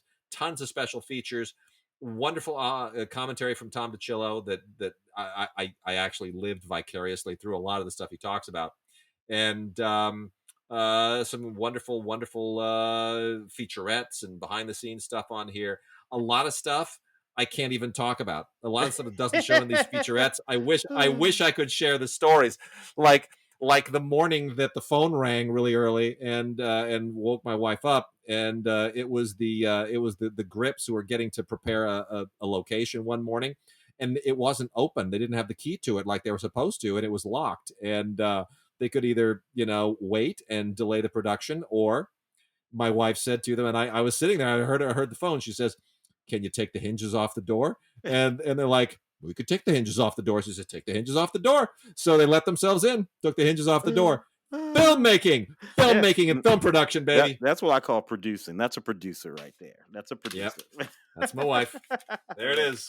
Do I see Popeye here as a part of that series? Is that of the when we're in the classic movies? Is that I Popeye? It is. I decided to throw this in there for the gift guide. Robin Williams and Shelley Duvall in Popeye, Oh, the on Robert Blu-ray. Altman film. Oh wow. Yeah, that's on Blu-ray, and I figure we're all missing Robin Williams, and COVID-19 has screwed up our year. Robin Williams film is just the tonic. Yeah, I'll say. Almost plays like it's sort of avant-garde if that Popeye now. When we look at it now, from Yeah, what is that, 1980 or something like that, Robert Altman film. yeah, You look at that yeah. movie now, and it's just like, wow, this is some really hitty stuff that's going on in that movie. It, Did you want to do any of the stuff down in the Criterion collection? yeah, let's do that. Let me jump to the Criterions. I see the Essential Fellini. The Essential Oh, Fellini. So what are they including? What's a part of that set? this is unbelievable. It's shaped like a big boxed record collection box, like in the old days when people collected LPs in box sets. That's what this is shaped like. This is amazing. I can't even get into all the extras on this. I barely scratched the extras because so many of them are feature documentaries as well. It's just dozens and dozens of hours of extra material. It is phenomenal. These are 15 Blu-ray special edition collector set uh, DVDs or Blu-rays of the following films: Variety Lights, The White Shake, I Vitelloni, La Strada, Il Bidone, Knights of Cabiria, La Dolce Vita, Eight and a Half, Juliet of the Spirits, Fellini Wow. Satyricon, Roma, Amarcord, And the Ship Sails On, and 1997's Intervista. Wow. Um, that's. I mean, it's not the complete Fellini, but it's pretty damn close, Yeah, certainly and certainly you have all it's the everything you need. essentials there. Yeah, everything you need is right there. That's fantastic, Yeah, man. it's gorgeous and beautiful. And they've also given us a couple of films that I never would have expected to show up on Criterion, which are great for the holiday season: Parasite and The Irishman. All right, yeah, yeah. Parasite, Bong Joon Ho, of course, that Yeah, wonderful film. The won that Oscar. What was it? Was that just last year? it was just this year, dude. It feels This like year? feels like feels like 5 years ago, doesn't Oh my gosh, that's just wow. Wow, anyway, yeah, it? fantastic I know. film. Yeah, I yeah. also see Stephen Frears' The Hit as a part of that collection. Oh, isn't that a great film? I was amazed that this showed up as a Criterion. I didn't expect this. This is from 1984. This is an early Stephen Frears film. You ever seen The Hit, Tim? Oh yeah, yeah, yeah, dude. We're talking ridiculously young Tim Roth Yeah. and Terrence Stamp, of course. Love that movie. Great gangster film, very unconventional gangster film, made for very little money, but really just superb. Yeah, Terrence Stamp and John Hurt are tremendous in it. Jeremy Thomas produced it. Made in 1984. This is a restored digital transfer, and it has the audio commentary from the originally recorded in 2009 with Stephen Frears, John Hurt, and Tim Roth. Mm. as well as the screenwriter and the editor. It's great. It's just terrific. I see Jim Jarmus's film Ghost Dog here. Oh, so Forrest good. Whitaker again. One of these sort of classic films, a minimalist sort of gangster film. Doing what Scorsese does, but with like so much less. Forrest Whitaker has to be one of the most interesting actors of the last 30 years. I've Yeah. got to say, he for a thing that for a guy who basically kind of, it's funny. We were talking to Ben Moses the other day, right? The Mm. who created Good Morning Vietnam, who talked about how he was cast in Good Morning Vietnam. That the part for Forrest Whitaker was originally a white guy, and they asked him. They said, could he be a black guy? Because we'd like to put Forrest Whitaker in that part. He's like, yeah, hell yeah, and he winds up being the scene stealer in the movie. Yeah, He yeah. steals scenes from Robin Williams, Which and then to he's go from that, and he then to does go from that to go ahead. he does the same thing in Fast Times at Ridgemont High. Yes, he does, doesn't he? Yeah. And then to go and do stuff like Ghost Dog, and to show up in things like The Crying Game, where he's putting on a British accent, and then he wins an Oscar for The Last King of Scotland. I mean, he's just become such an interesting actor, and he takes such unusual parts. Yeah, the whole while building quite a career as a substantial director too, Yeah, producer and director over the course of the last 25 years. So yeah, Forrest Whitaker as Ghost Dog, Jim Jarmusch. I mean, you gotta love Jim. for sure. Let's see, The Irishman. There you go. Oh, yeah. I mean, look, I'm not a huge fan of The Irishman, but what an absolutely gorgeous Blu-ray this is. I mean, this is also just jammed with features. This is a virtual film school on a box, which is what Criterion always likes to do. I mean, it is jam packed, absolutely jam packed. It has the anatomy of the scene on here that was made in 2020 that shows Scorsese's process per se. Lots of interviews, featurettes. I mean, it's a beautiful, beautiful set. So I may not watch the movie again, but I'm sure as hell going to watch all those extras again. I had an issue with all of that sort of CGI Yeah, younging of people. It's all very distracting to me. yeah. Moonstruck, an exquisite film from 1987 with Cher and Danny Aiello, and it's just this wonderful, wonderful movie. The Uh, can't wait to hear about that. Yes, this is great as well. Has a brand new interview with John Patrick Shanley on it, which is just superb. And lots of vintage stuff as well from Shanley about how he developed it and how he wrote it. And that's really the most interesting stuff on here. Is Moonstruck is considered one of the great American screenplays of all time. And John Patrick Shanley, coming from the stage, was not an experienced screenwriter per se. So this really is all that and more. This is the process of an American classic. We've also got Claudia Weil's Girlfriends, which is an unusual and unexpected release from Criterion. This is a 1978 film that is sort of a kind of an unheralded indie film from the late 70s that a lot of people haven't necessarily focused on, but it really is a great time capsule. It comes from the same moment when Paul Mazursky made An Unmarried Woman, Yeah, and you had a lot of other sort of late stage second wave feminist movies that were sort of trying to capture a moment when feminism was trying to figure out what it meant for that generation. And in this case, that's sort of where this is rooted. Melanie Mayron, a very young Melanie Mayron, pre 30 something, stars here as a woman trying to be an artist on the Upper West Side, yeah. and looking to find herself in life. And it really is just an absolutely beautiful film, really a beautiful film. I see a set of collections that you have here. You want to bounce through a few of those, including Sure. this Rock Hudson collection from Kino, I think. Yeah, so here we go. We're going to go through these real quickly. Rock Hudson collection from Kino, and some of these we've covered previously, but this is the new one: Bengal Brigade, The Golden Blade, and Seminole. Not necessarily his best performances, but three kind of underrated performances and underrated films. Seminole being probably the better one there, kind of one of those old fashioned, politically incorrect westerns. Um, Yeah, you know what I'm saying. yeah, Rock Yeah. landed. Yeah. What are you gonna do? Then we previously covered the Deanna Durbin collection, which has It Started with Eve, Three Smart Girls Grow Up, 100 Men and a Girl. The Tony Curtis and Carol Lombard collection is the Tony Curtis collection with 40 Pounds of Trouble, The Great Imposter, The Perfect Furlough, and Carol Lombard collection, No Man of Her Own, Man of the World, and Fast and Loose. So those are all really, really great collections from Kino. What's in From the the Jewish Soul 10 classics of Yiddish cinema collection? What the hell is in that? That is so interesting.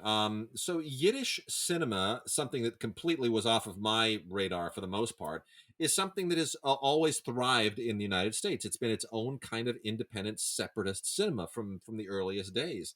And Kino went to the well and they put together this 5 disc set that combines 10 classics of Yiddish cinema going all the way back into the 1930s, believe it or not. So this starts in the 1930s and goes up into the 1950s, and it includes The Dybbuk Mhm. from 1937, which is fairly well known, and then other films that I had never heard of, including Edgar Ulmer's American Matchmaker from 1940. You know, Edgar Ulmer, a Mhm. great Poverty Row director who made a lot of classic indie films at the time.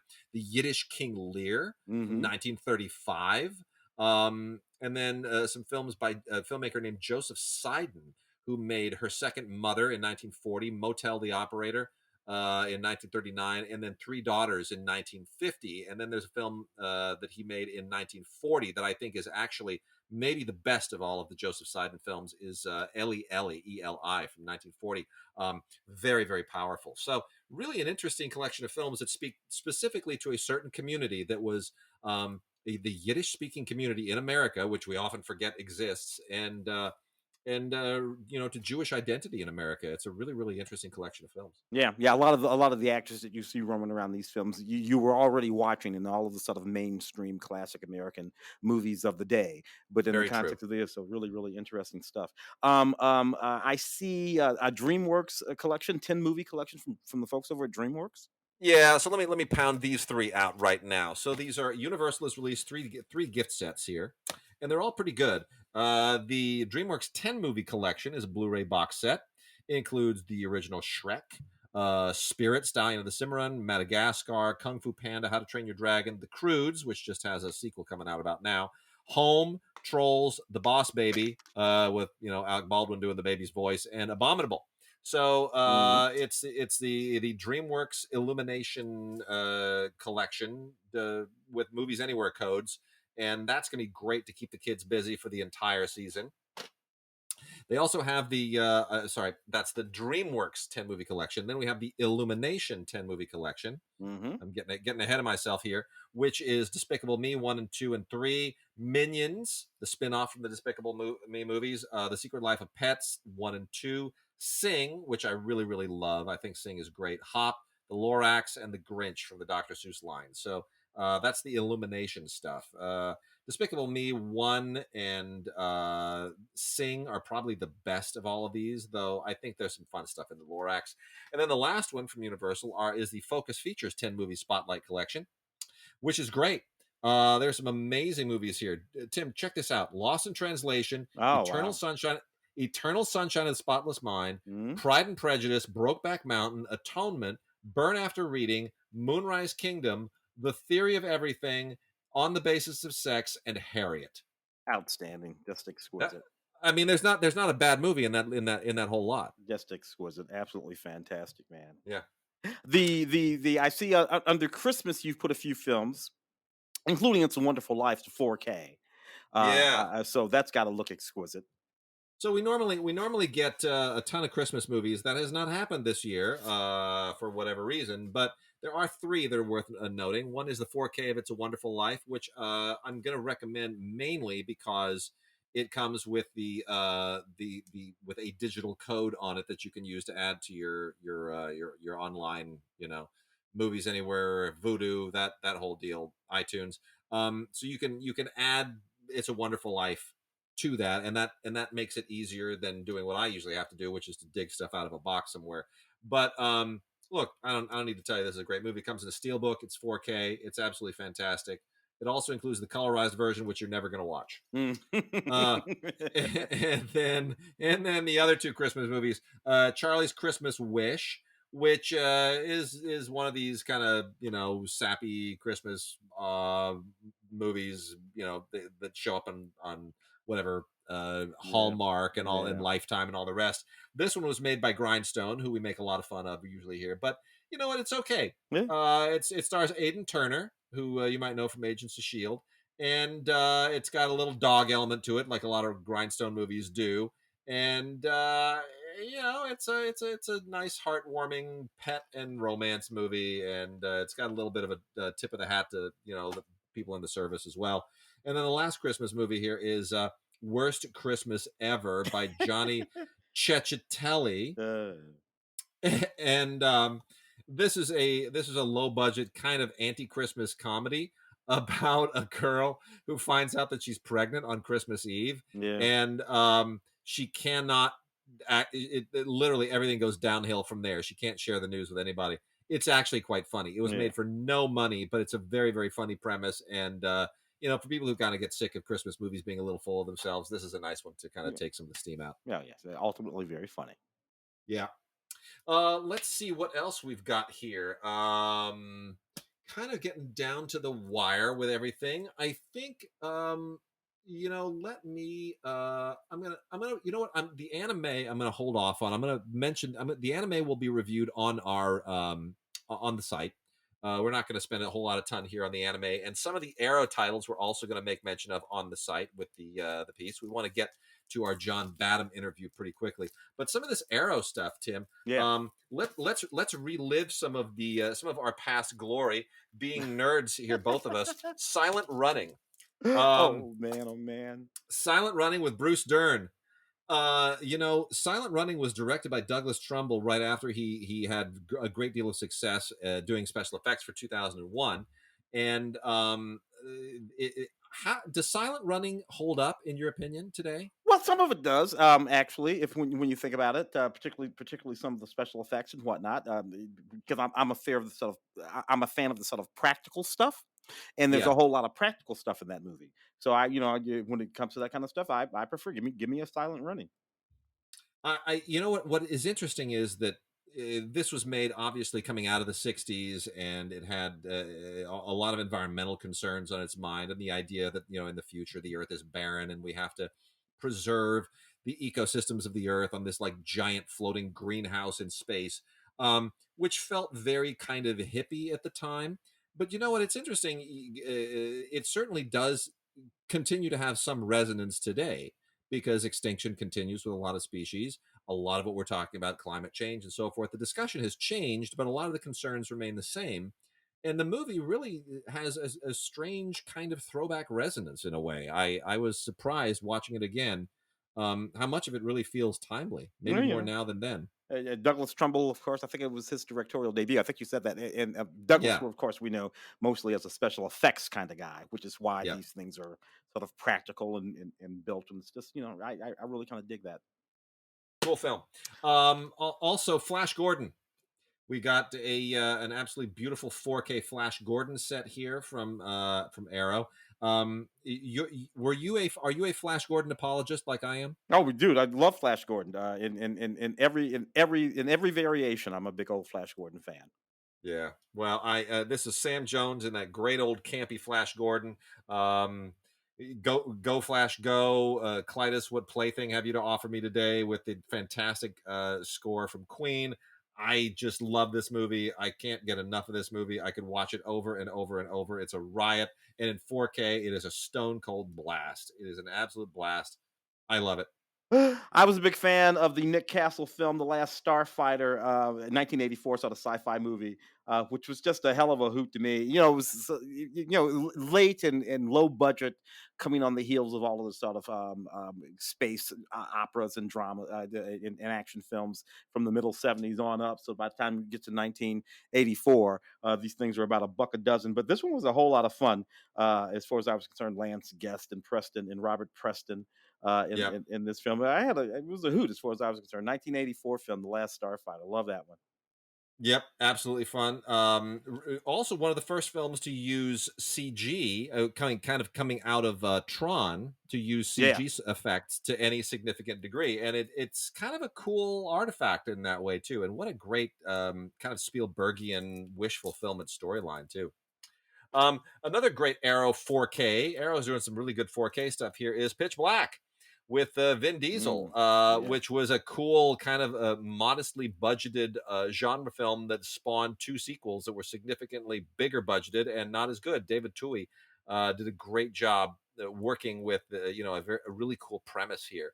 And Vin Diesel was made a star by this movie. Basically, he became an action star out of Pitch Black. Yeah, yeah, that's sort of the first of a few sort of series of films that then went on to anchor those and obviously the Fast and Furious films and even the Triple X films for a second there. Yeah, Vin Diesel. And then Oh, I see Mallrats here. Kevin Smith. Yeah. yeah, Of look of Kevin Smith films. I'm a fan of maybe like three of however many films he's made over the last 30 years.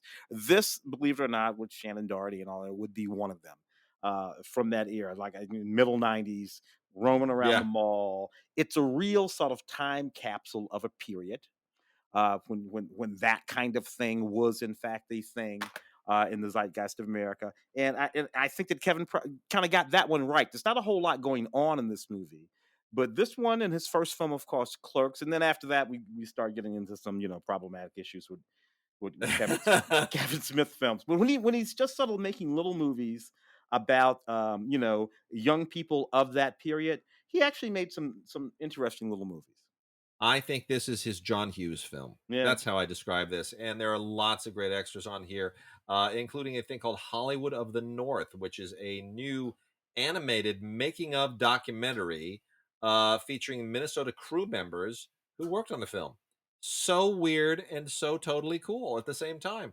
Lots of deleted scenes and new interviews. My Mallrat Memories, which interviews Kevin Smith, who, by the way, has lost a ton of weight. Dude's Oh, got himself in shape finally. finally, He's gonna good, be good, good yeah, for he's him. Good he's for him. he's he's got his weight issues under control, and he's gonna be with us a good long time, and that makes me happy.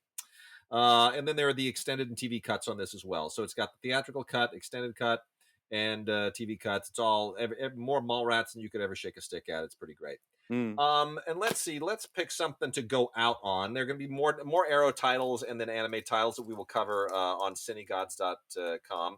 That'll cover this, but let's talk just for a second. Let's go out on what an interesting movie this is to go out on. This is worth calling attention to. The Blu-ray debut of Black Test Car.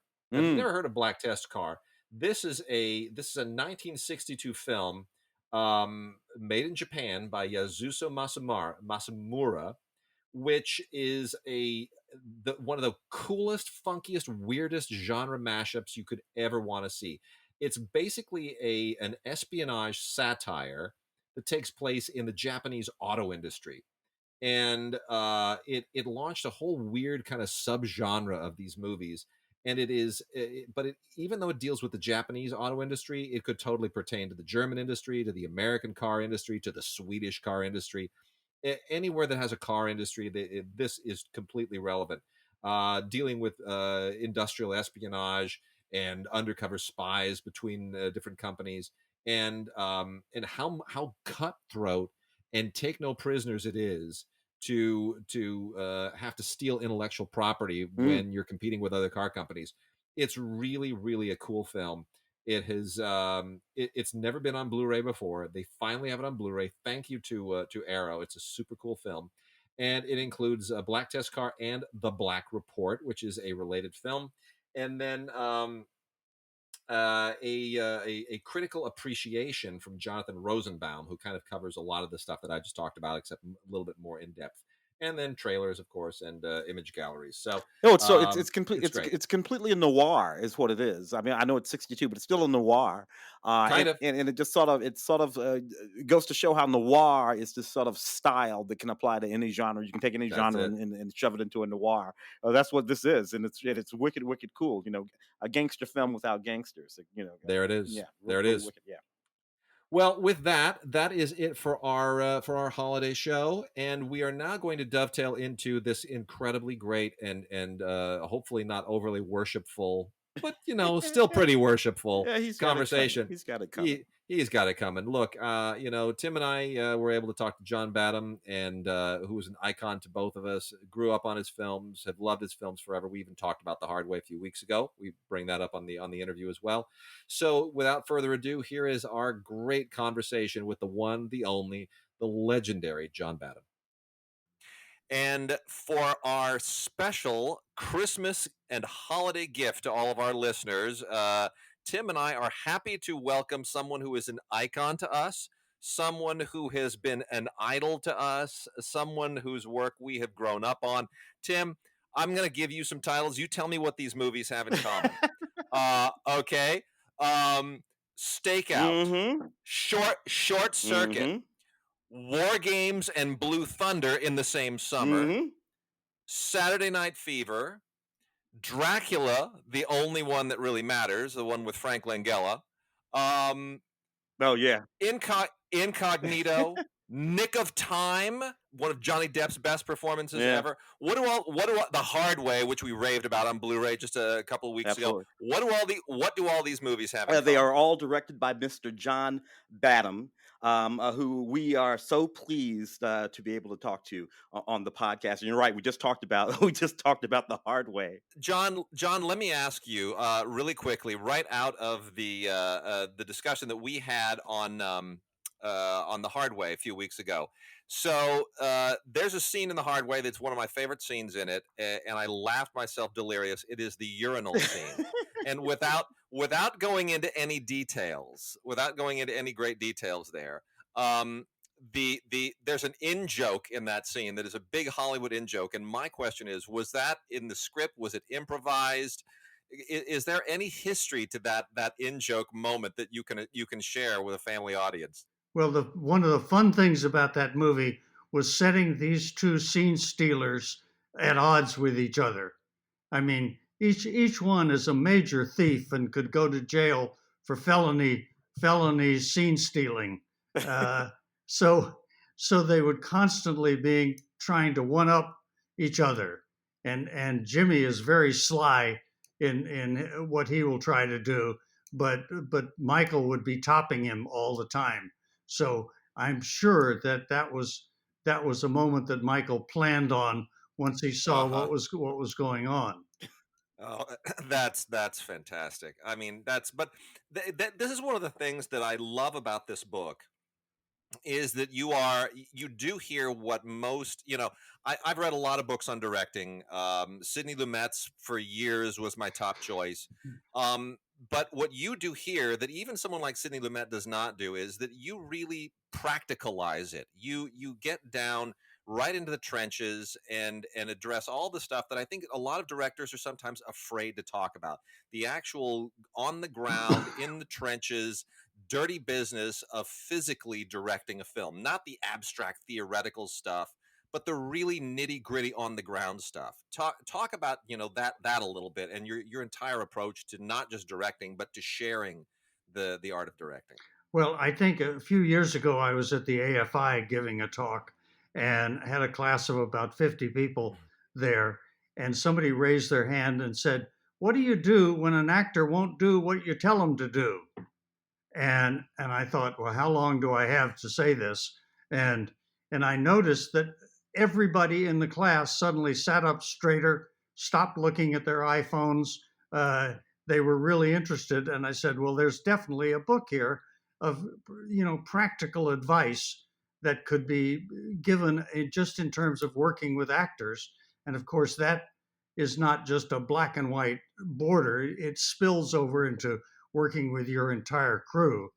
And so I began trying to think of all the good ways that you could gain the trust of your actors and gain the trust of your crew, and what was the best way and what were the bad ways, and getting away from the old fashioned dictator from Eric von Stroheim and Otto Preminger and a lot of those kind of authoritarian directors into a much more modern way of dealing with people where you're making them your creative partners.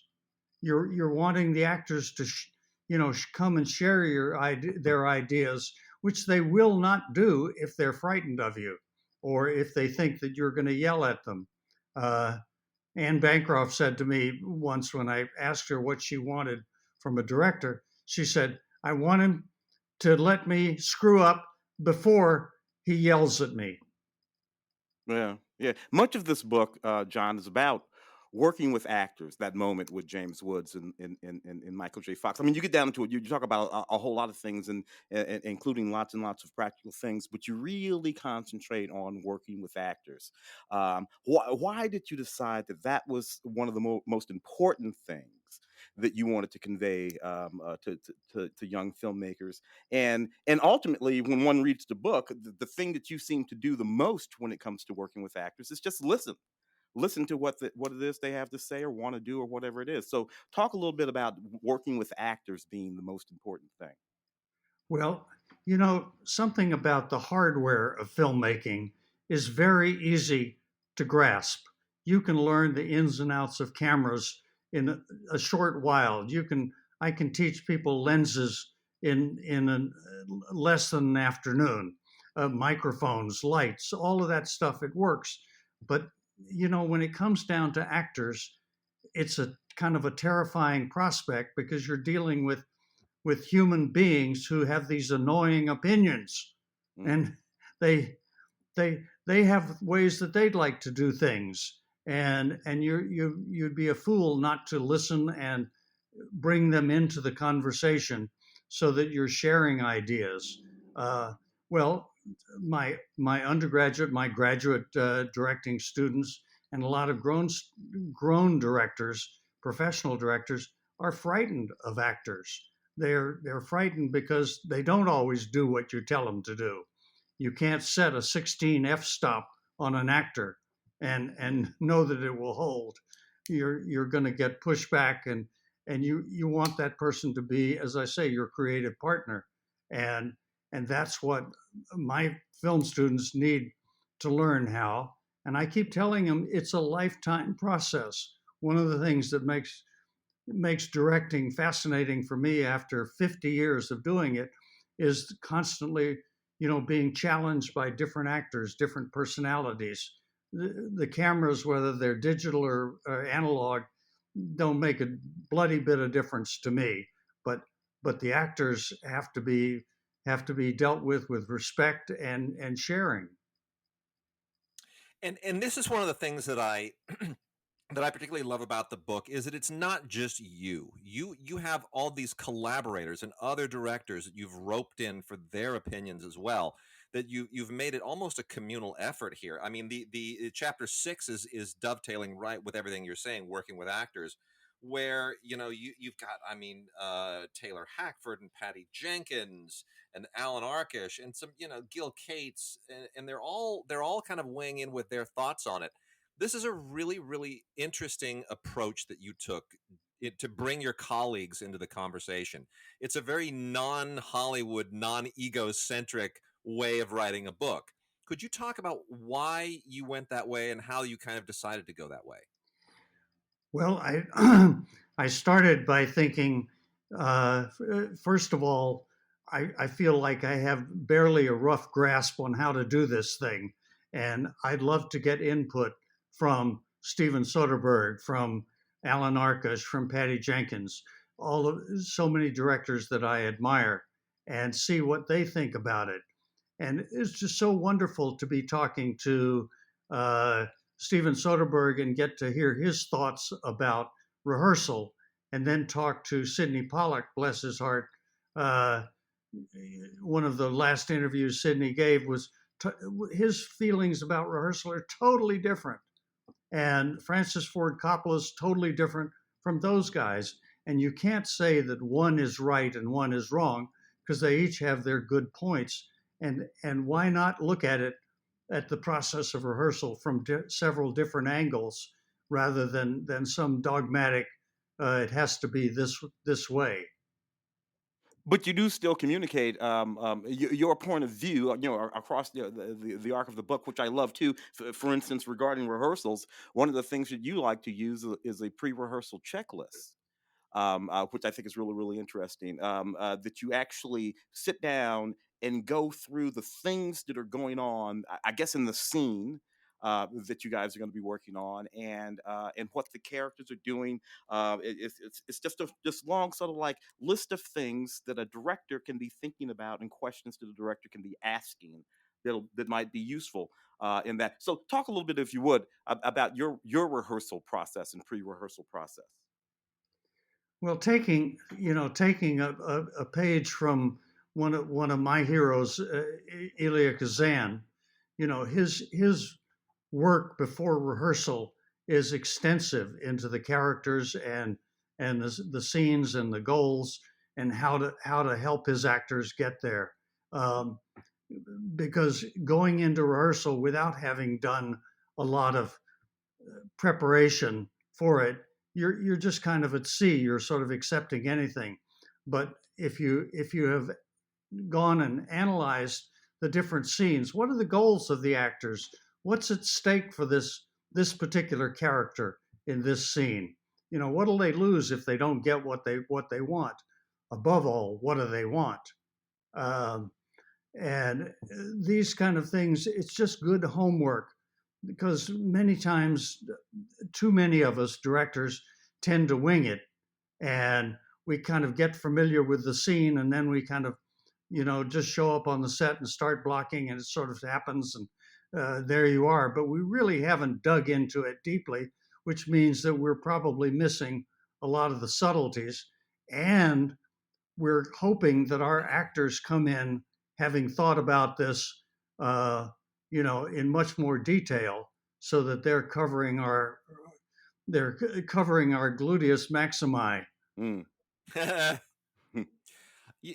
There's something that Tim and I have talked about too, which is that things in the digital era seem to have gotten a little bit lazy. The tools have become so extensive and ubiquitous and cost effective. You can shoot a movie on your phone and edit it on your phone now. I mean, it's reached a point where people feel like maybe they can rest on their laurels a little. And we see this in a lot of the films that we have to see on a regular basis for Film Week, where you think, gosh, I wish they'd have worked a little harder at blocking, at moving the actors instead of moving the camera. Things where it just feels like there's a little bit of laziness creeping into the process. Do you have the same sense? Because when you look at your films, especially when we go back to the pre digital era, I mean, Saturday Night Fever, every shot, every camera movement, every dolly, every composition is just so meticulous, is just has looks like there's so much work that went into making it right, making the actors move the right way. And I feel like we've lost that a little bit. Do you feel the same way?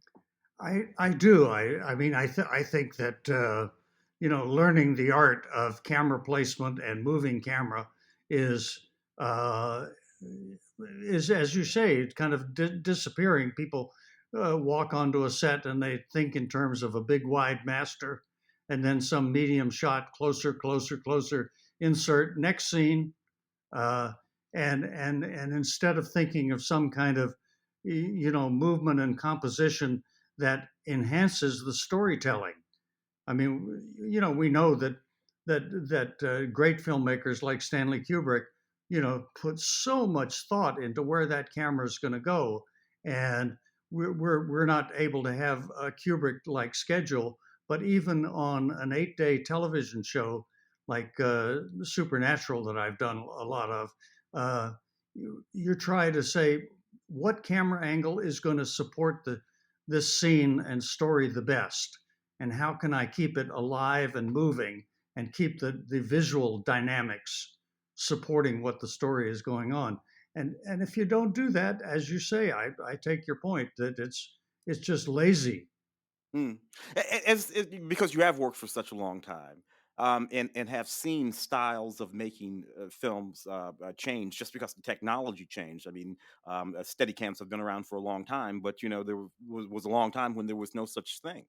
Oh Um, God, yes. how did you make those transitions? I mean, were you aware of them as they were happening, whichever ones there might have been, and that you adjust how you worked as a director accordingly? What happened in that mode? Well, it's just been very exciting. I was in the room with with a lot of wonderful directors like Joe Sargent and Lamont Johnson and Michael Ritchie. Uh, when we got the first demonstration of the Steadicam in about 1974, and it was so exciting to see. And everybody at that point, you couldn't record dialogue with a Steadicam because they had no way of shutting the noise down, of blimping it. And we're going, this is so great. If somebody would just figure out how to make that thing be quiet. We've suddenly we have freed ourselves up from the dollies and from the sticks. We've opened up the fluidity of it. I mean, people like Jacques Demy, had working in France, had been doing handheld films for years, and kind of he invented a phrase which was the tyranny of the nodal point, and meaning that when you put a camera on sticks or on a dolly, it's kind of stuck at that point where it's nailed down. But with his handheld cameras, so all of us, all of those directors that I named, we're all celebrating what we can do with that. My God, nowadays we go to drones. I mean, drones are just great. We can't afford helicopters, but we can afford a drone. And now we're doing shots that I see on TV all the time that are wonderful points of view of a situation that was not achievable before. So I guess the answer is you have to pay attention. New things are always coming along, and you can't just stick with the same old tools that you've been using. Always looking out for new ways to tell the story better. I think something else that Tim will agree with me on too is that this is not just a book that's important for directors or for aspiring directors, but for writers as well. And as a couple of film school grads who have some experience with writing, there are numerous places in here where I thought, boy, I wish I'd have been taught that in my screenwriting classes. I wish I'd have been given that perspective of looking at a scene from that point of view, because the way that writing is taught and the way that directing is taught sometimes tend to be at odds. Could you talk just for a second a little bit about working with writers and what your experience is about the with respect to the director and the writer relationship, and as far as getting the story right? Well, I can't speak for other directors, but I can say that, writing is where it starts. Those guys are my heroes. Those guys that sat down with the blank page and gave me something to work with. And I have great respect for them, and trying to the one of the first people I want to please is the writer, and I'd like him to look at it and say, "Yeah, that's what I had in mind," or even hopefully that's better than what I had in mind. So that's the approach that I'm taking, which is one reason that I talk about analyzing scenes, getting down into a granular level. So I'm trying to understand what the intention of the screenwriter was, and I'm always trying to service the screenwriter's intention, because I picked it. I said I'm going to do this movie. Uh, I didn't pick it because I hate it. I picked it because I thought I could do something, with it and have fun telling the story. And I think uh, some of my best films were ones when I read the script, like Saturday Night Fever, and I just came out of my chair and ran around the house going, "This is a great movie." Or Short Circuit, for example, or even Nick of Time. You know, Yeah. I just go, "This is so interesting. What this character is going through. He's not uh, he's not some superhero. He's just some poor little accountant from Lompoc, and and what the hell is he going to do about this?" Yeah. In chapter 13, signposts, you talk about looking for the beats of a scene. the tipping Mm-hmm. point, Mm-hmm. how the characters perceive each other. Because you sit down, you read a script, and somebody wrote a script. The leads and the other actors are going to read the script. All of these folks are going to have sort of like different perspectives and points of view about what the hell is going on in the movie, in that scene, and all of that. So as the director, you have to do this. How do you make sure that the your understanding of what's going on is the thing that gets captured when it comes time to actually to be on the day, as they say? Well, first of all, if I've done my homework properly, I go in. The next thing I do is say to myself, I can throw all of this away. I can completely forget everything I've prepared about this scene if somebody has a better idea. And I got to work with Don Johnson on a short-lived series called Almost Legal a few years ago, and Don is a great contributor to working with. I go in and say, "Boy, I wonder what Don's going to say about this scene today," and we would share ideas. Uh, I mean, if somebody comes up to me with an idea that I don't understand or I think may be crappy, I've learned, I think Alan Arkish taught me this, uh, to say, wow, that's really interesting. I never, I never thought of it that way. Tell me more. And, and letting the person have a chance to explain their ideas. And suddenly, often the light goes on. I go, oh, I get it. Or just the fact of letting them explain their ideas is is really all they want. They just want to be able to express the idea and then kind of leave it up to you, the director. But the worst thing that you could do is listen to an actor and say, no, no, no, no, no, we're not going to do that. No, that throws the whole story out of whack. Um, so the old, negative approach is never a good idea because you may win that little battle, but you're going to lose the war as you have Mm, to work with the actor over the next several days, weeks, or months. mm.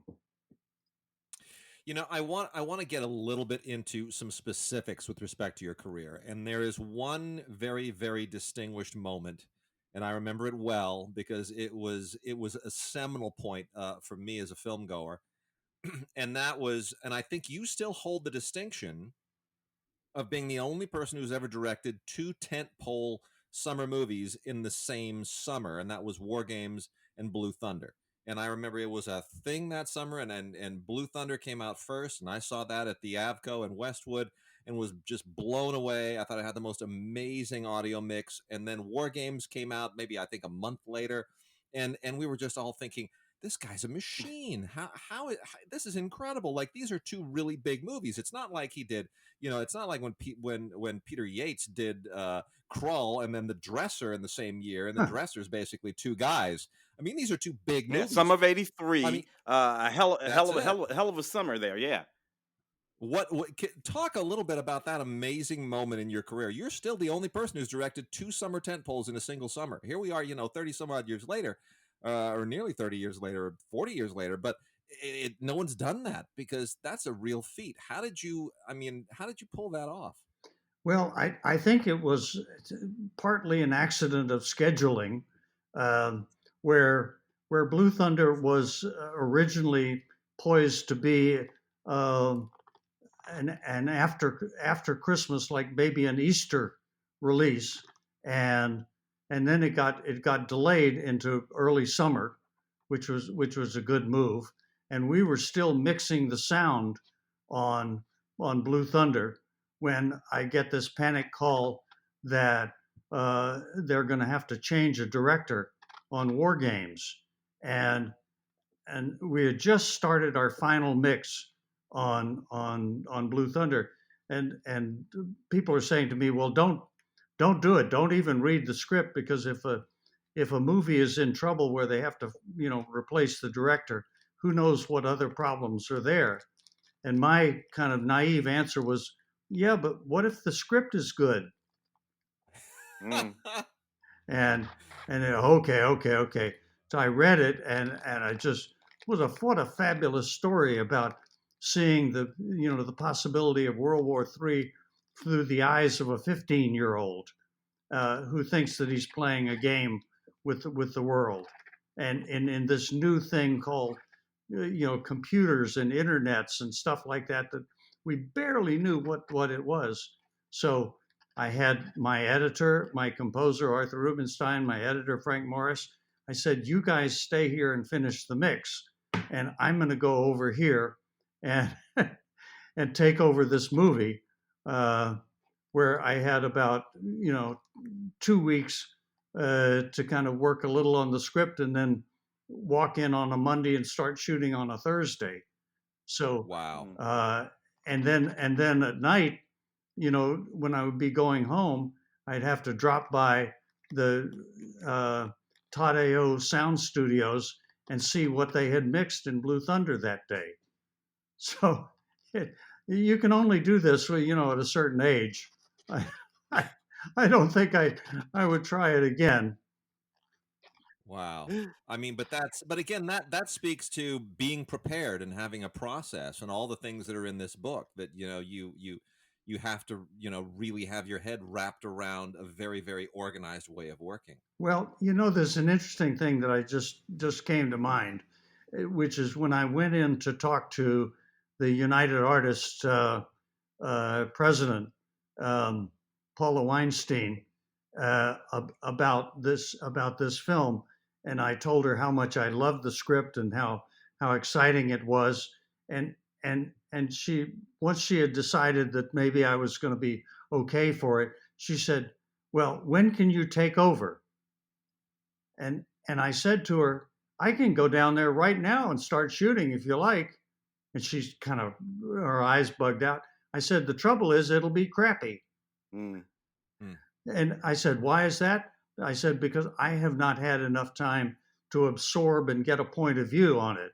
I'll shoot coverage and I'll get something that'll cut together, but it won't have any point of view to it. Uh, it'll be kind of generic until I catch up. Give me a week, and I'll be a lot better off." How do here's a big sort of hitty sort of film school geek question for you because you talk a lot about collaboration and all that kind of stuff. How do you view the auteur theory of filmmaking? The sort of ideas that some filmmakers anyway have to be the fundamental sort of author of their works. Do you think about that much, or is it simply one theory versus some other theory that you engage in? Well, there's so many different ways to make a movie. I mean, if you're going to be Tarantino, where so many of those films are just so admirable on so many levels, uh, and there's definitely somebody who's an auteur. But then there are others who work on scripts that maybe they've helped develop, but they're not the writer of them. My feeling is whatever works, whatever is a good way. I admire the hell out of real, honest to God auteurs, not people who come in and scribble a bit of new dialogue and then try to call themselves that. Uh, I mean, it's a great skill, and I wish I had it. The only thing they let me write is the checks to my housekeeper. Well, I want to start to wrap up here and just let people know what an amazing book this is. You start off with the five mistakes. It dovetails then into action and suspense, three strategies, then the director's checklist, and then kind of a primer on surviving television. Mm.